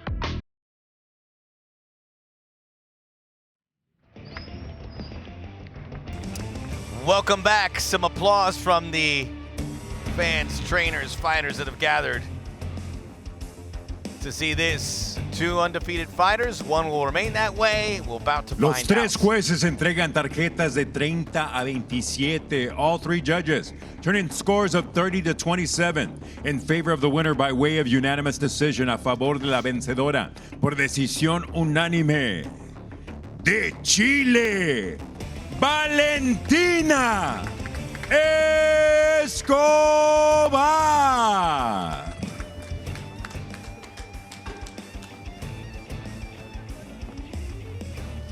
Valentina Escobar victorious 2-0, and now we wait to see what's next. Good to see Yazmin Najera can smile about it. She'll pick up the pieces. We'll be happy to see her back. Certainly she was an improved fighter from the last time we saw her. Campbell McLaren looking dapper inside the Jaula, which is good news for Escobar. Main event time coming your way next. Ivan Tena, Roberto Romero. Featherweight heavy hitters. Center stage in La Jaula next.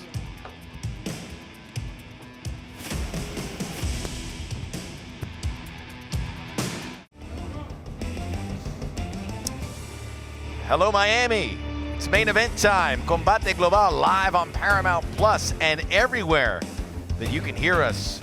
Broadcast all over the planet. Record numbers with our Spanish language audience en los Estados Unidos, en TUDN, en Univision, en Televisa en Mexico, and now here, Paramount Plus. Here we go. Ivan Tena. Canal 5, Televisa. All right, let's get a closer look at our fighters as we get you ready for the main course.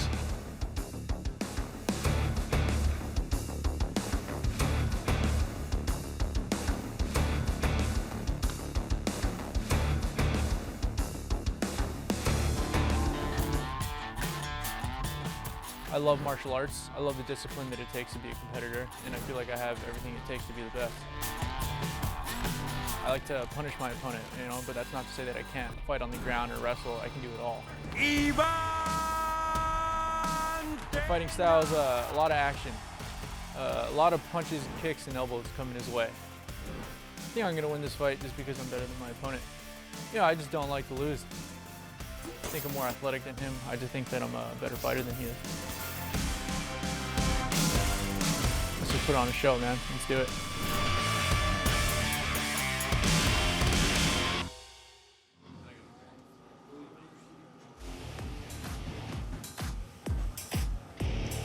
Ivan Tena coming out.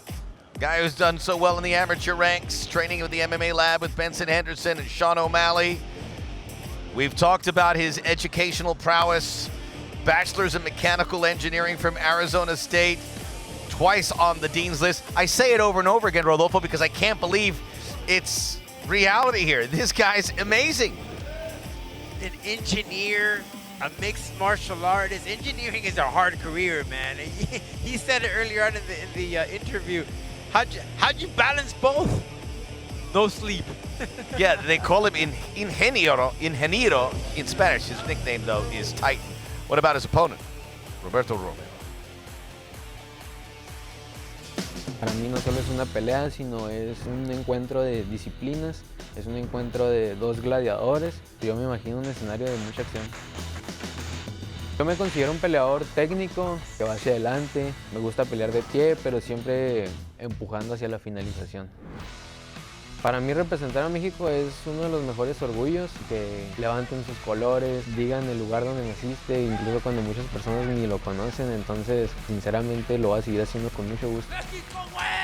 Voy a ganar esta pelea porque estoy más preparado, me siento en mejor condición, vamos a dar una guerra arriba de la jaula y pues que gane el mejor.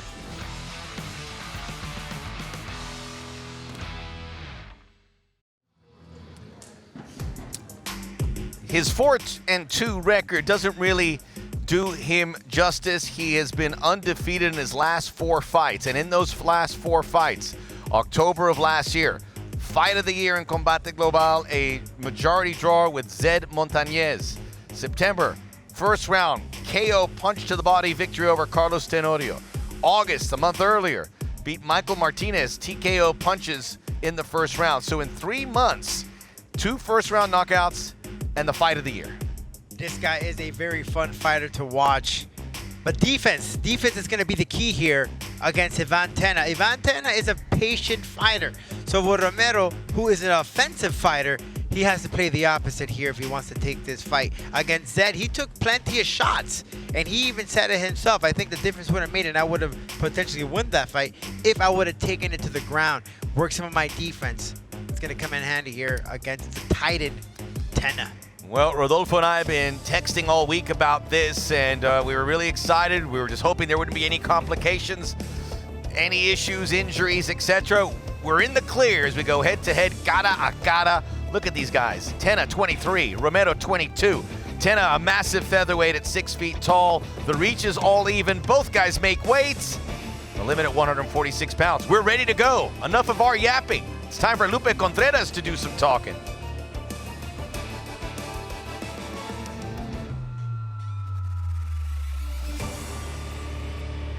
Este es el duelo estelar de esta noche. 3 vueltas, división peso pluma. This is the main event. 3 rounds. In the featherweight division, los jueces son, the judges are Lorenzo Toledo, Mark Streisand y Richard Green. Y ahora, damas y caballeros, llegó el momento de un combate global. Presentando a la esquina azul, vestido del tricolor al mexicano, rojo, blanco y azul. Introducing the blue corner, wearing the colors of the USA, red, white, and blue. Su peso oficial, 145 libras y 3 cuartos. His official weight, 145 3/4 pounds. Entra a la jaula, invicto a nivel profesional en 4 combates tonight. He enters la jaula undefeated in 4 pro bouts. Representing the PHX, Phoenix, Arizona, Iván, el Titán Tena. En la esquina roja, vestido de verde con blanco in the red corner, wearing green with white. Sobre la báscula, marcó un peso oficial de 145 libras on the scale. He registered an official 145 pounds. Esta noche, entra a la jaula con la intención de brindarle a su oponente su primer derrota profesional y un récord de 4 victorias, 2 derrotas y un empate tonight. He enters la jaula with the intent of giving his opponent his first pro defeat and a record of 4 victories, 2 losses, and 1 bout even. Fighting out of Irvine, California, y puro Chihuahua, México, el charro negro, Roberto Romero Hernández. El referí, Marcos Pérez. Marcos Pérez, the third aside, la jaula.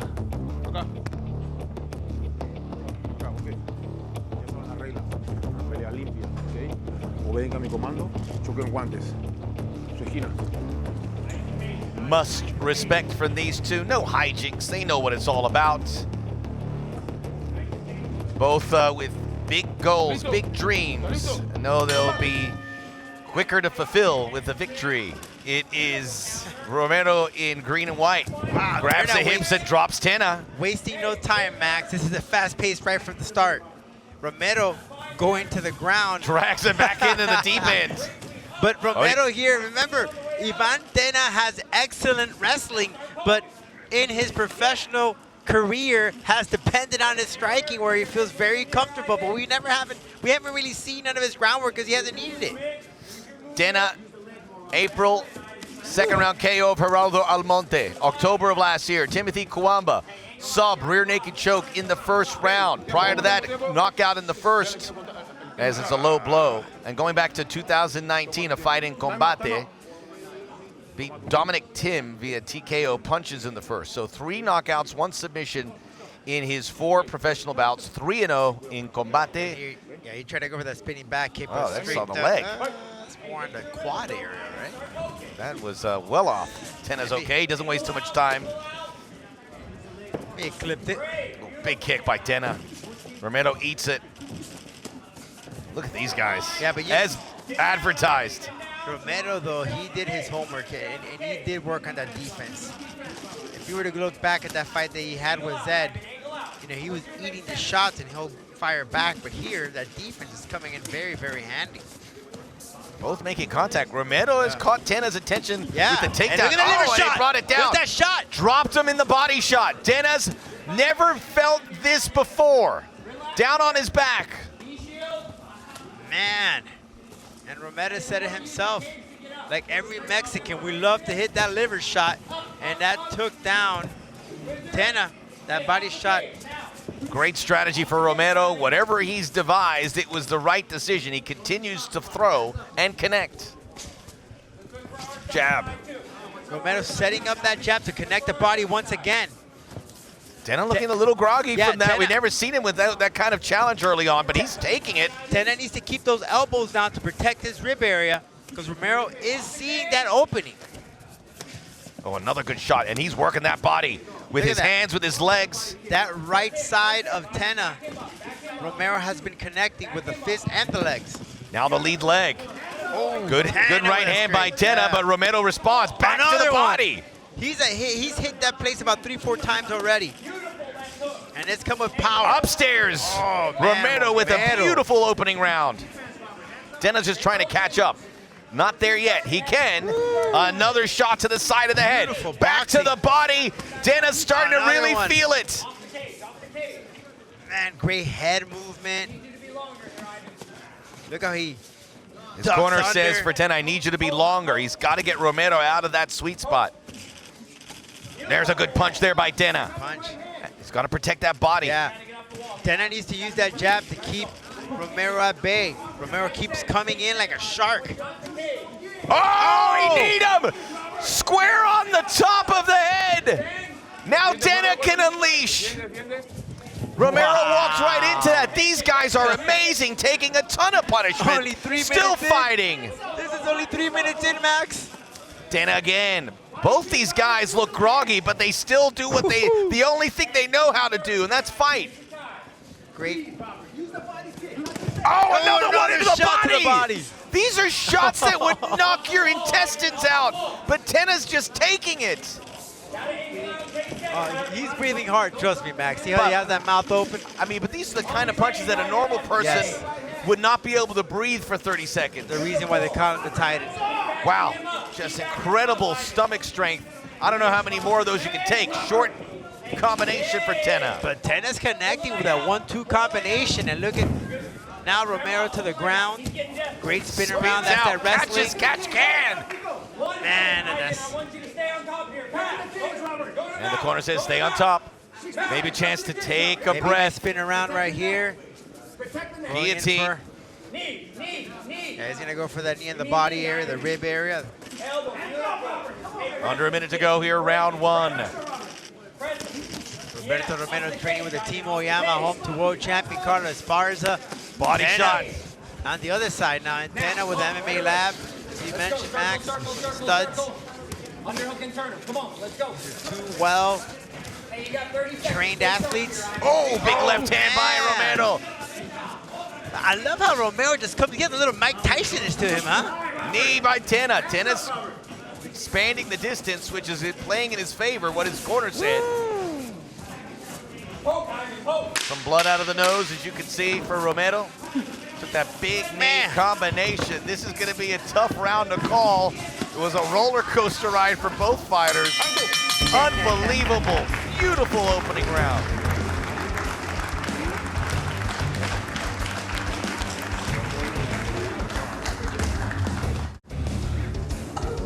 Man, I think Romero might win another fight of the year if it continues like this. This guy it's only the first round.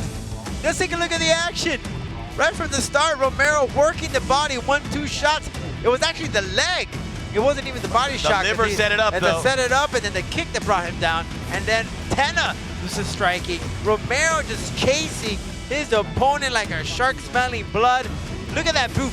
That's just plain textured Mike Tyson right there when he moves to the side with a head movement, working the body. That's 1-2. Body shot, body shot. Man, what a first round. And then that knee. that Romero ate was taken to the ground, but he lived to survive to the next round.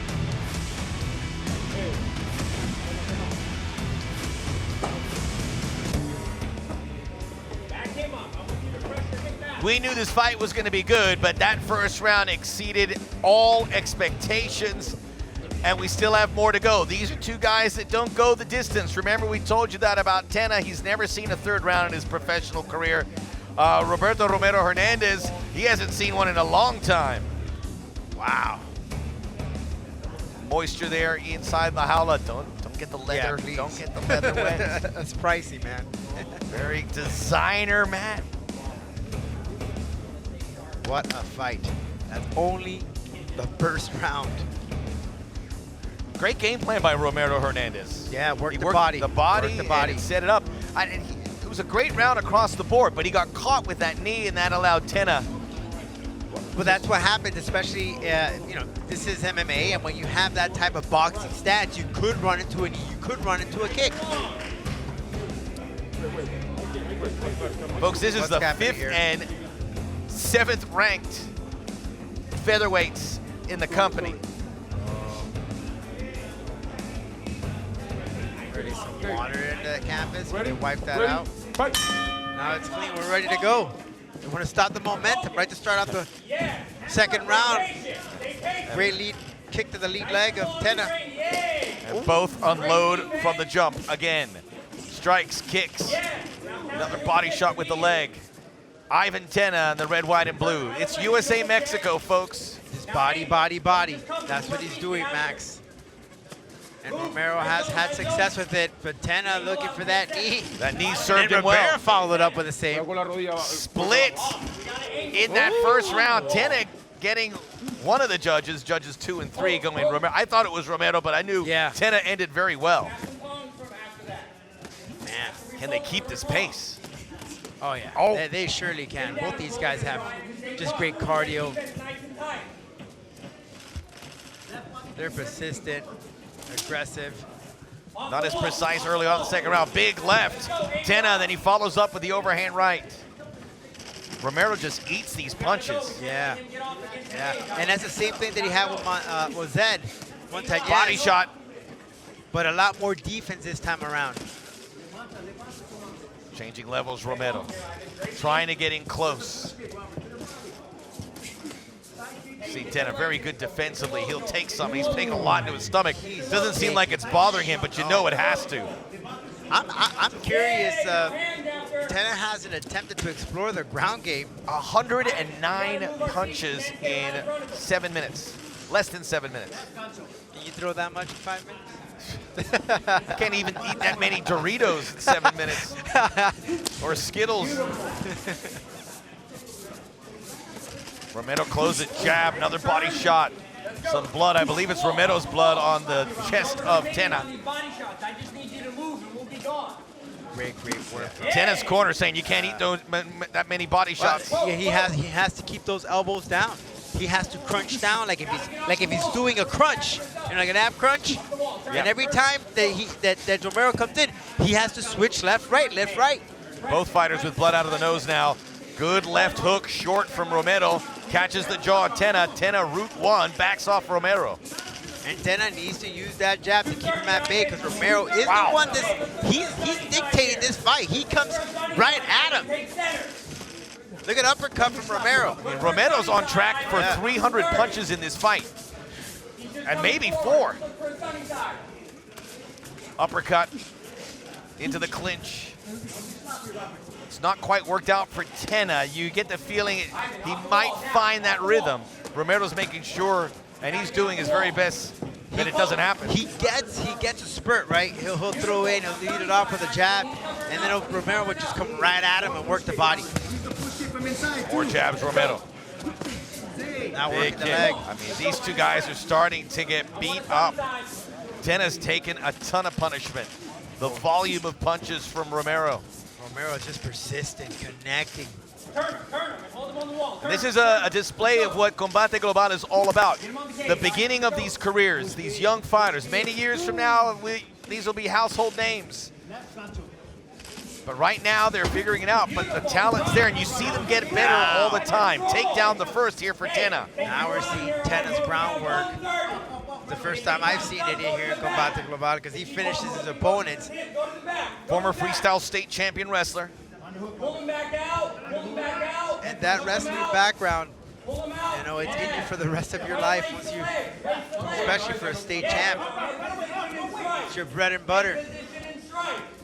Romero said he worked very hard on his defense when knowing he was going to fight Tena. Defense, it doesn't look like he's worked on his defense stand-up, but certainly here is a... Look at that knee. He was waiting for that knee. Yeah. No, he was waiting for a knee. He had him in that position. Second round flying by. Big kick, Tena starting to close the gap. Like the first round, finishing strong in round 2.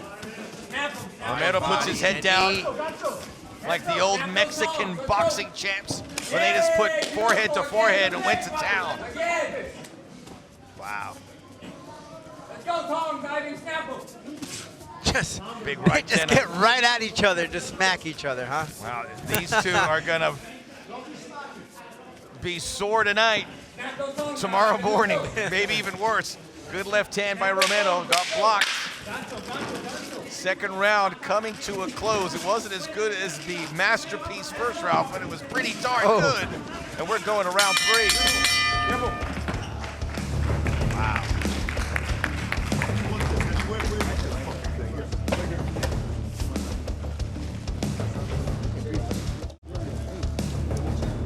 Oof, exhale. This one, you win this round, you got everything. You gotta keep pushing, right? And I think that's what the Romero corner is saying. Win this round, you're gonna win this fight. Slow your breathing out. Let's take a look at that action for that second round.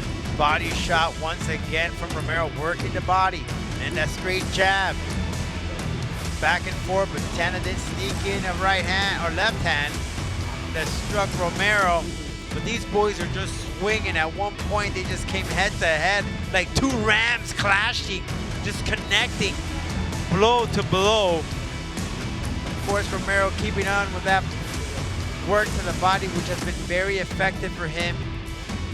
Great positioning with that boxing work, footwork. Good stuff.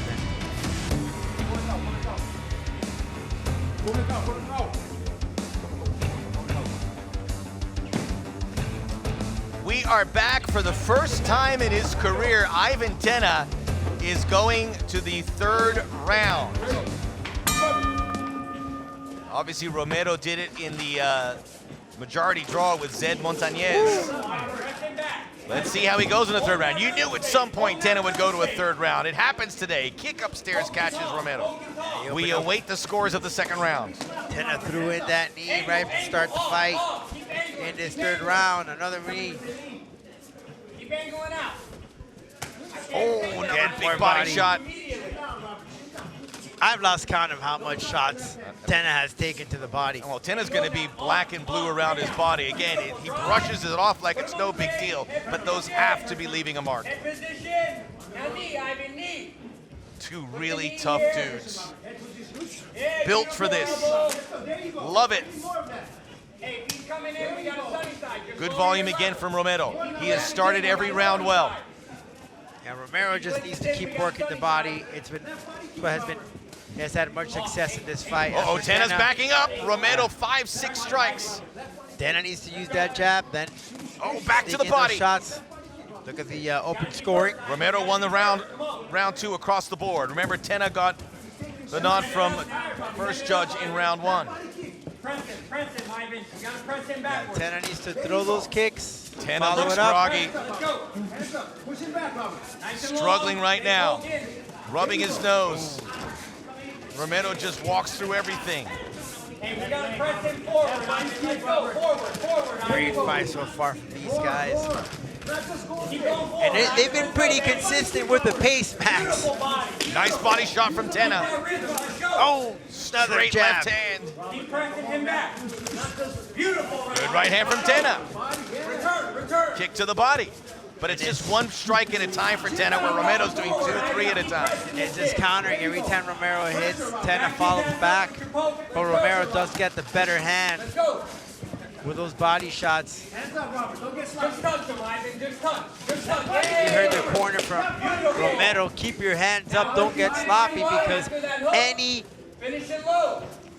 opening, any mistake is vital here. You cannot make any mistake as either of these guys could finish it. Well, there's blood out of the nose of Tena. There's also a big cut as he comes over the top of that right hand. I mean, there has been strikes from both fighters that would knock down lesser men across the board. These two guys remain upright. Less than 2.5 to go. Tena's trying to find a second win here in this third round.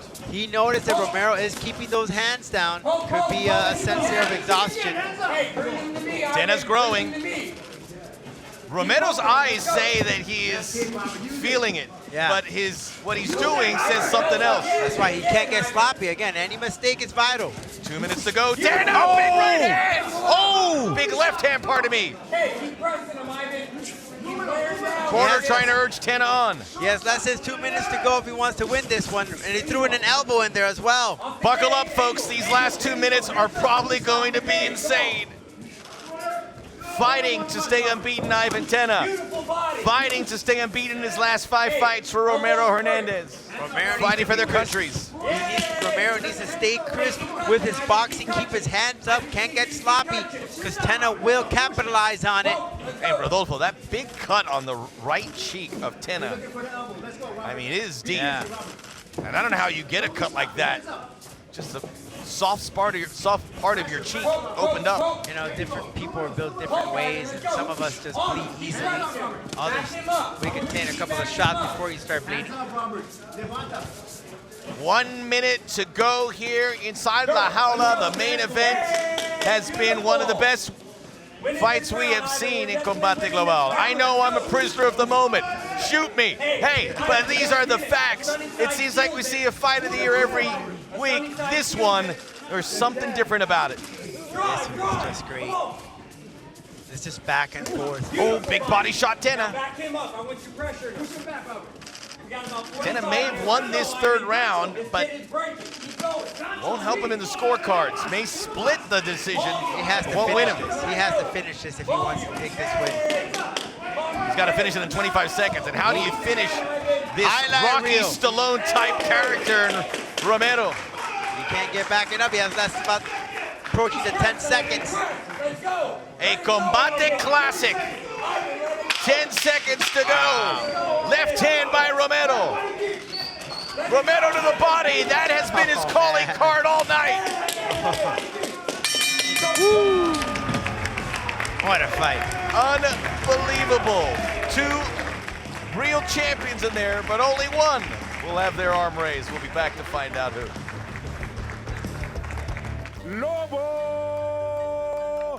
Mi nombre es Carlos Rivera, tengo 28 años de edad y vengo de la Ciudad de México. La vuelta a la tortilla prácticamente el mexicano. La verdad es que estoy contento, me preparé muy bien y para mí es un orgullo representar a toda mi bandera. Bonito paso para atrás y ese recto derecho entró. Landry Ward, I'm 25 years old, from Fort Worth, Texas. I fight because I just love competition, and I feel like fighting is like the most pure form of competition there is. You know, it's one-on-one, man versus man. Me considero un peleador dentro de la jaula, agresivo, fuerte, decidido, y afuera de la jaula una persona tranquila, una persona noble. Inside and outside the cage, I just consider myself to be a tenacious fighter. Whatever obstacle is in my way, I'm willing to, you know, put my chin down, bite down on my mouthpiece, and go through it. Creo que va a ser una pelea donde vamos a hacer choques de estilos. Él es striker, yo también soy striker, entonces que va a ser una gran guerra. As long as it lasts, it's going to be fireworks and highlights. Lo puso en su lugar rápidamente, en la lona, donde lo quiere tener. Yo creo que voy a ganar esta pelea porque trabajé muy duro, traigo otra mentalidad diferente, traigo una división más arriba, me siento contentísimo con ese nuevo peso. Vamos a dar un buen show, eso es lo que esperamos todos y lo van a ver, todo el mundo lo va a ver. Buen codazo ahí. And the message to my opponent is the same as always. The gringo is coming.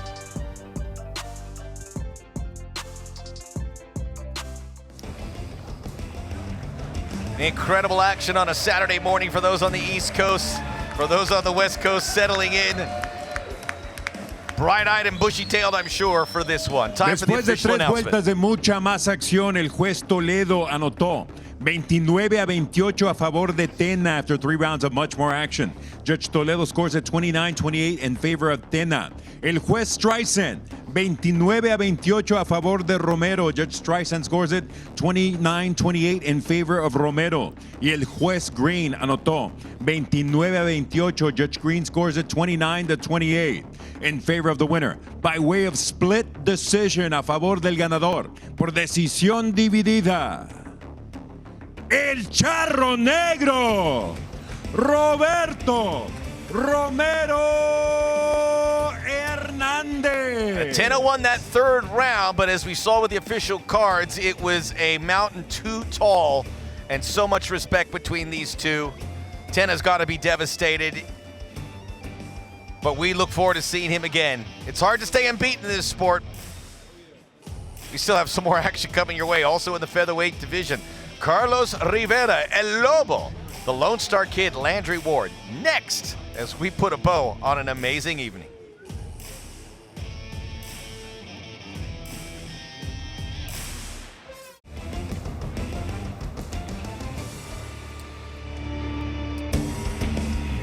Unforgettable Friday night from Miami, inside the studios where La Jaula awaits. One more fight to go before we call it a night. You don't have to go to bed, but you can't stay here. We'll be back again Friday, next Friday, another superb fight. And we'll find out. We're going to set up a world title fight in the bantamweight division next week. Maybe something in the featherweight. Landry Ward, he was an undefeated fighter. Last time we saw him losing to Javier Perez. Now he's got Carlos Rivera as he looks to get back to his winning ways. Lupe Contreras, if you will.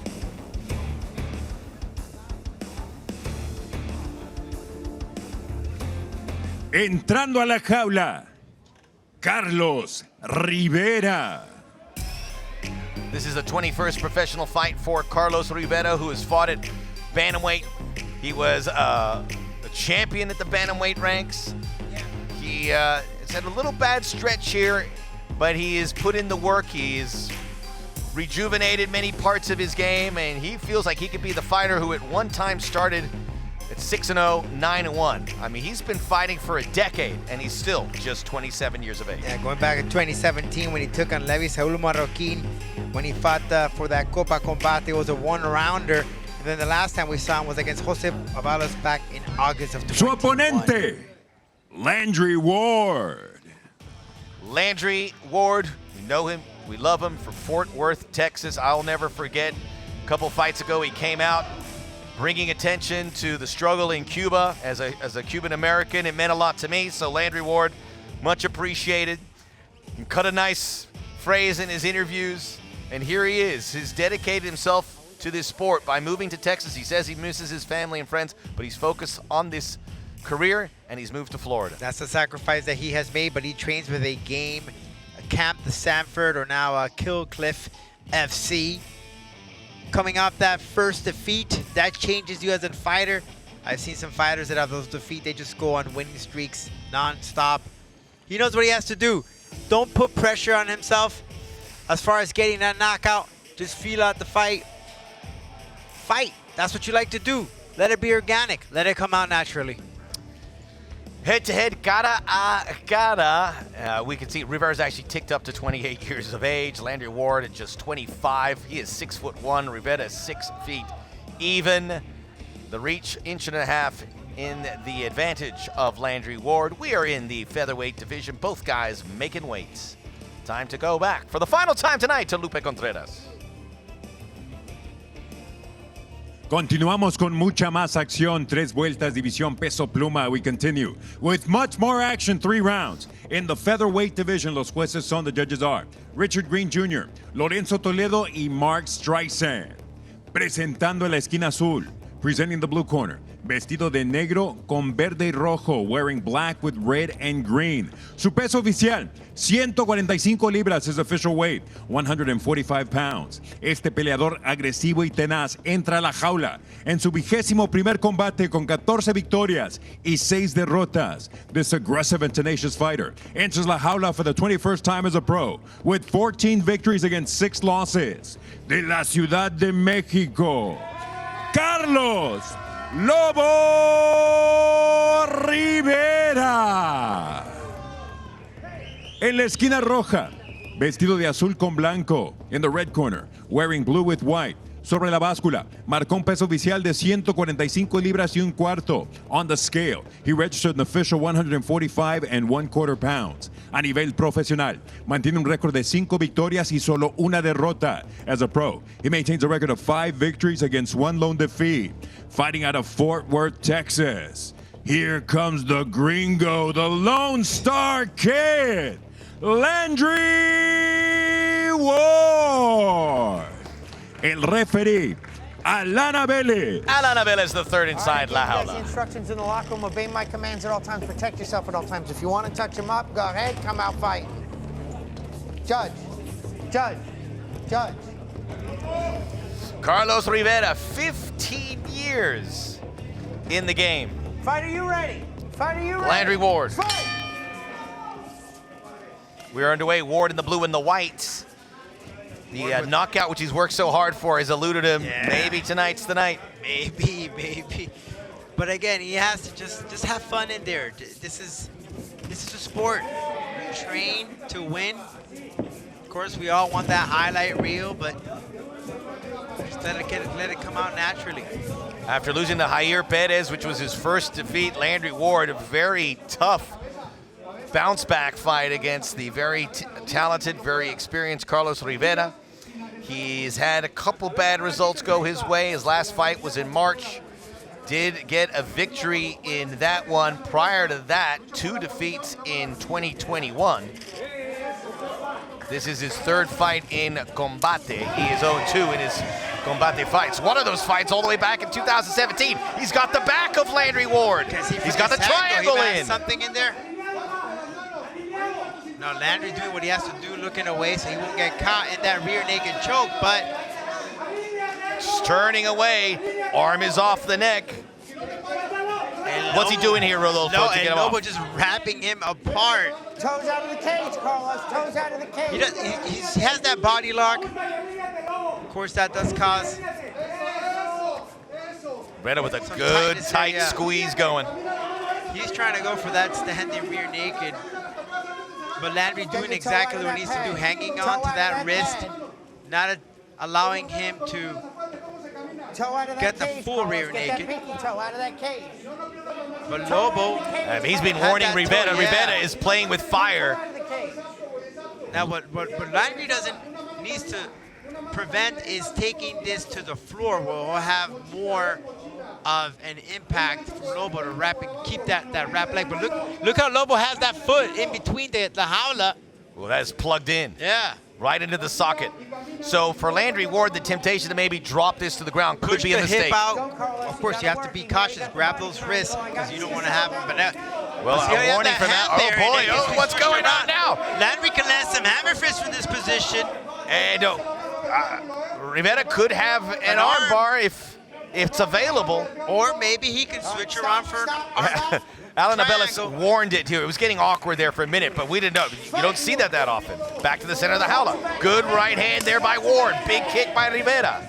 And unlike Jair, Max, Lobo is the same height, almost the same height as Landry. So this is a fight that Landry could really benefit from.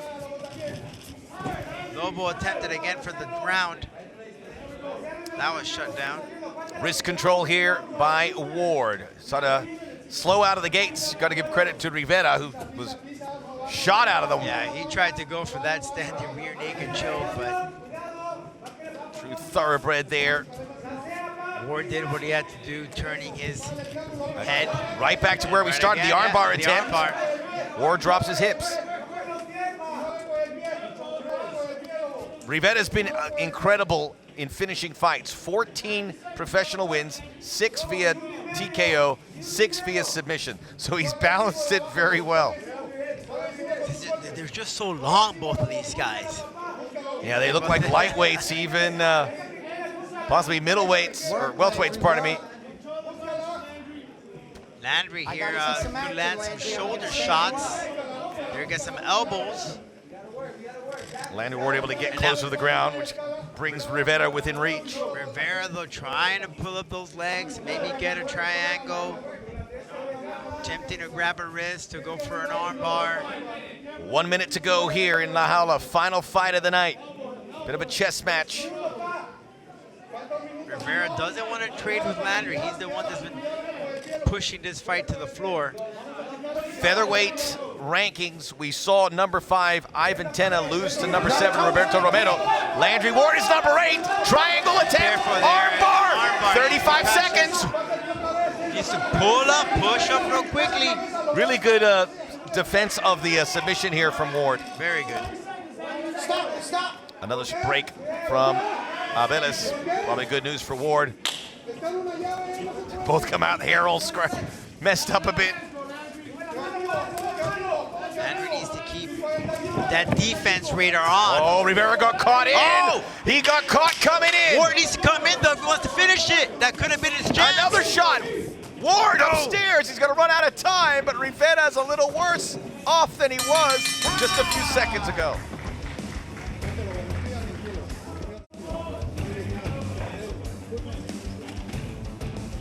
Okay. I think Rivera felt some of that Ward leather right towards the end of that round because he came down a little woozy. He nodded saying no, but he felt some of that impact. It felt like Rivera took a lot of energy, and he's got look a at that nice, right there, got a little mouse. Got a little mouse under the left eye. Let's take a look at the replay here. Rivera going for the takedown, attempting to go. It seemed like this fight was going to finish off quickly as he wrapped around that figure 4 body lock, attempted that rear naked choke from the top, but Landry found a way to escape, connecting with that shot that rocked Rivera right towards the end of the first round, but he lives to see another round.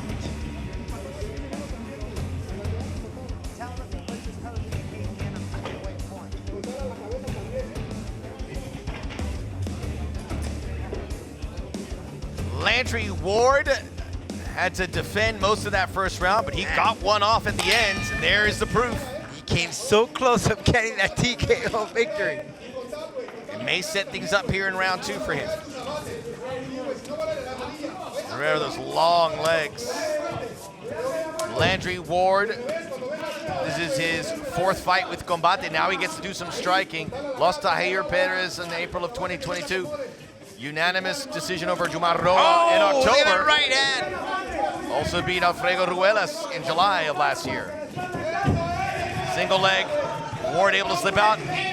This time he's able to throw Rivera off his back. Rivera's game plan is here to take this fight to the ground where he feels very confident. As for Ward, he likes to let go.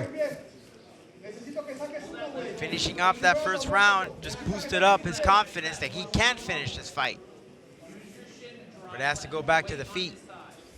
And if Anna Benes doesn't see any action, it will benefit Ward because he'll get this fight right to the feet again. Into the guard of Rivera. Rivera wins round 1. Probably the right call. He had a great start, and he had Ward on the ropes.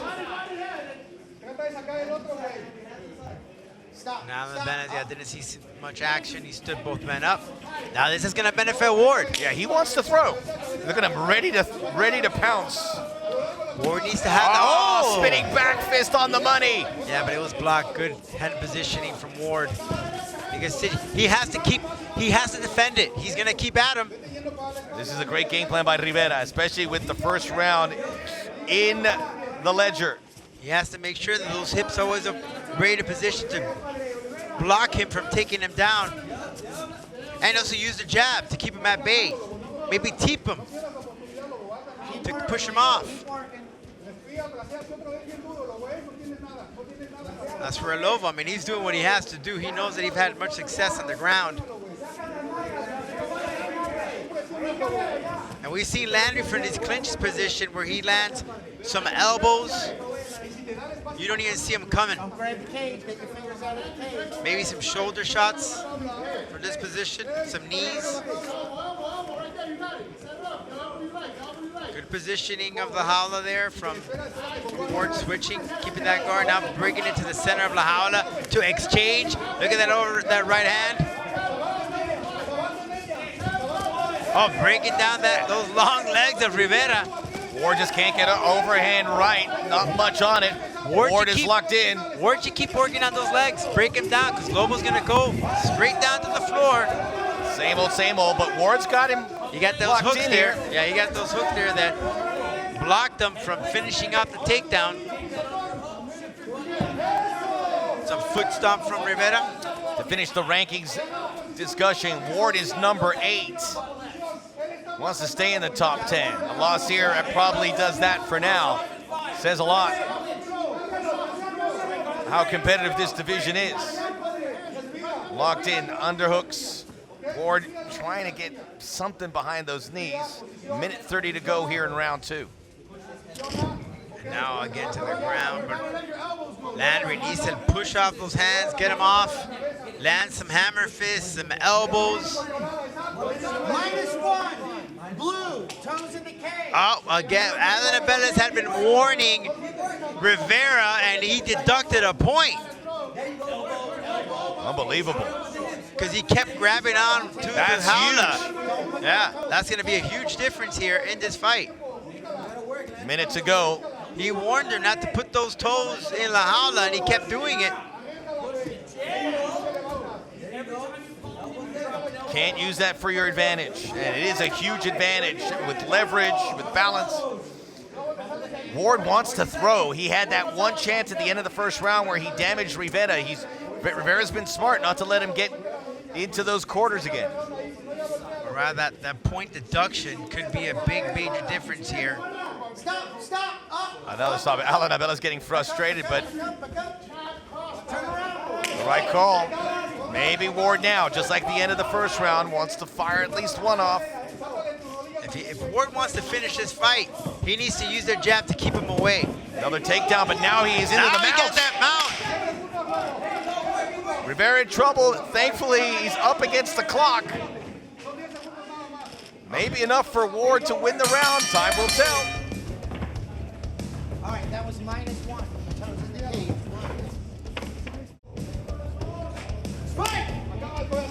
Final round of the fight, final round of the night. Rivera flying out of his corner, misses Ward.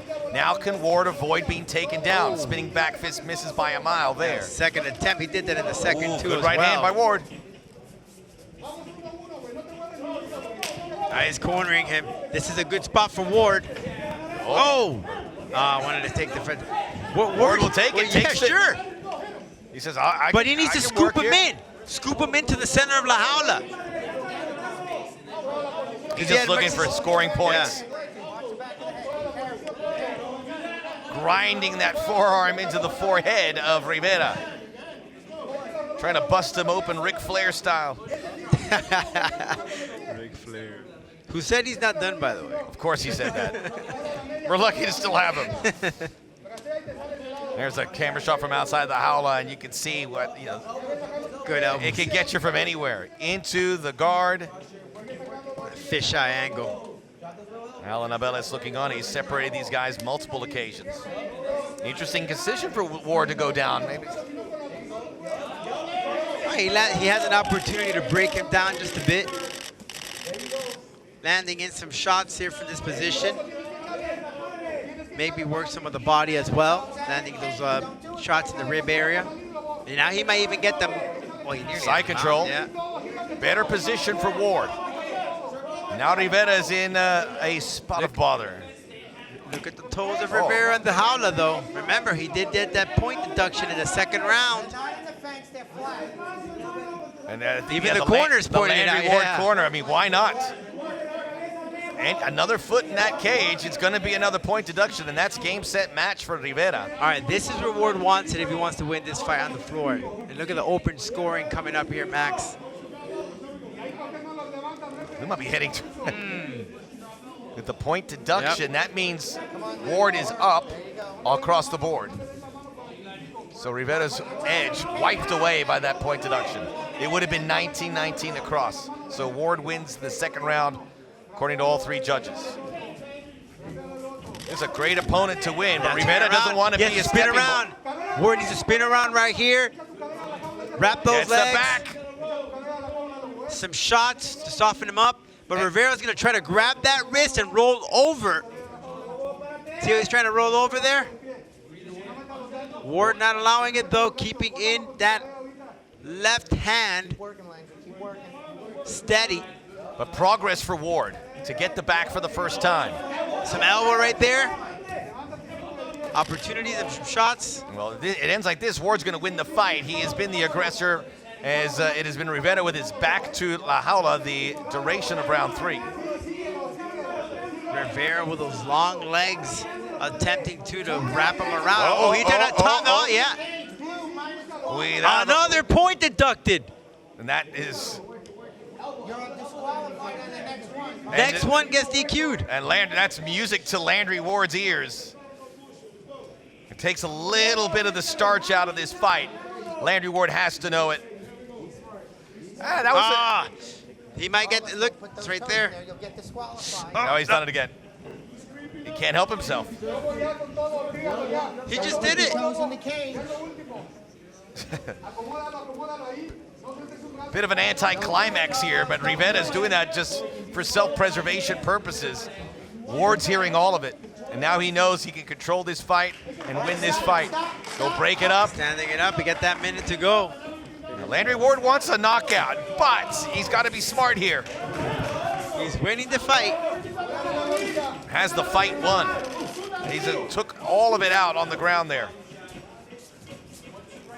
Rivera just doesn't want to stand. He doesn't want to stand with Ward. He knows what Ward is capable of doing. He hasn't forgot what happened in that first round at the end. So many fights going the distance tonight, but no complaints here. These have been very competitive. Obviously, nothing touches the main event, which did go the distance. Less than 30 seconds to go, Max. Bone Breaker's corner giving Rivera last ditch. Short lists. Gotta work, Carlos. I'm gonna separate you. You gotta work. They'll break him up, but the damage has been done. And another point deduction is the dirt on the grave here for Carlos Rivera. Big knee, but it won't nearly be enough. Landry Ward knows this isn't one for the time capsule, and he knows it, but it's a win. And back to the winning ways for the Lone Star Kid.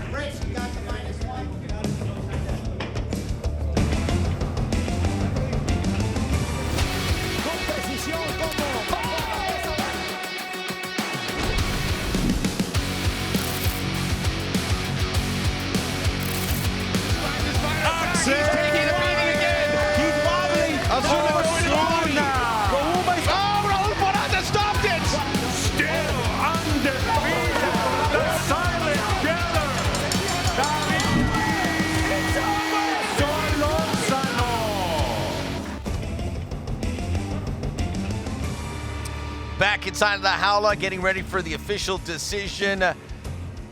And was it enough for Landry Ward? Were the point deductions too much to overcome for Carlos Rivera?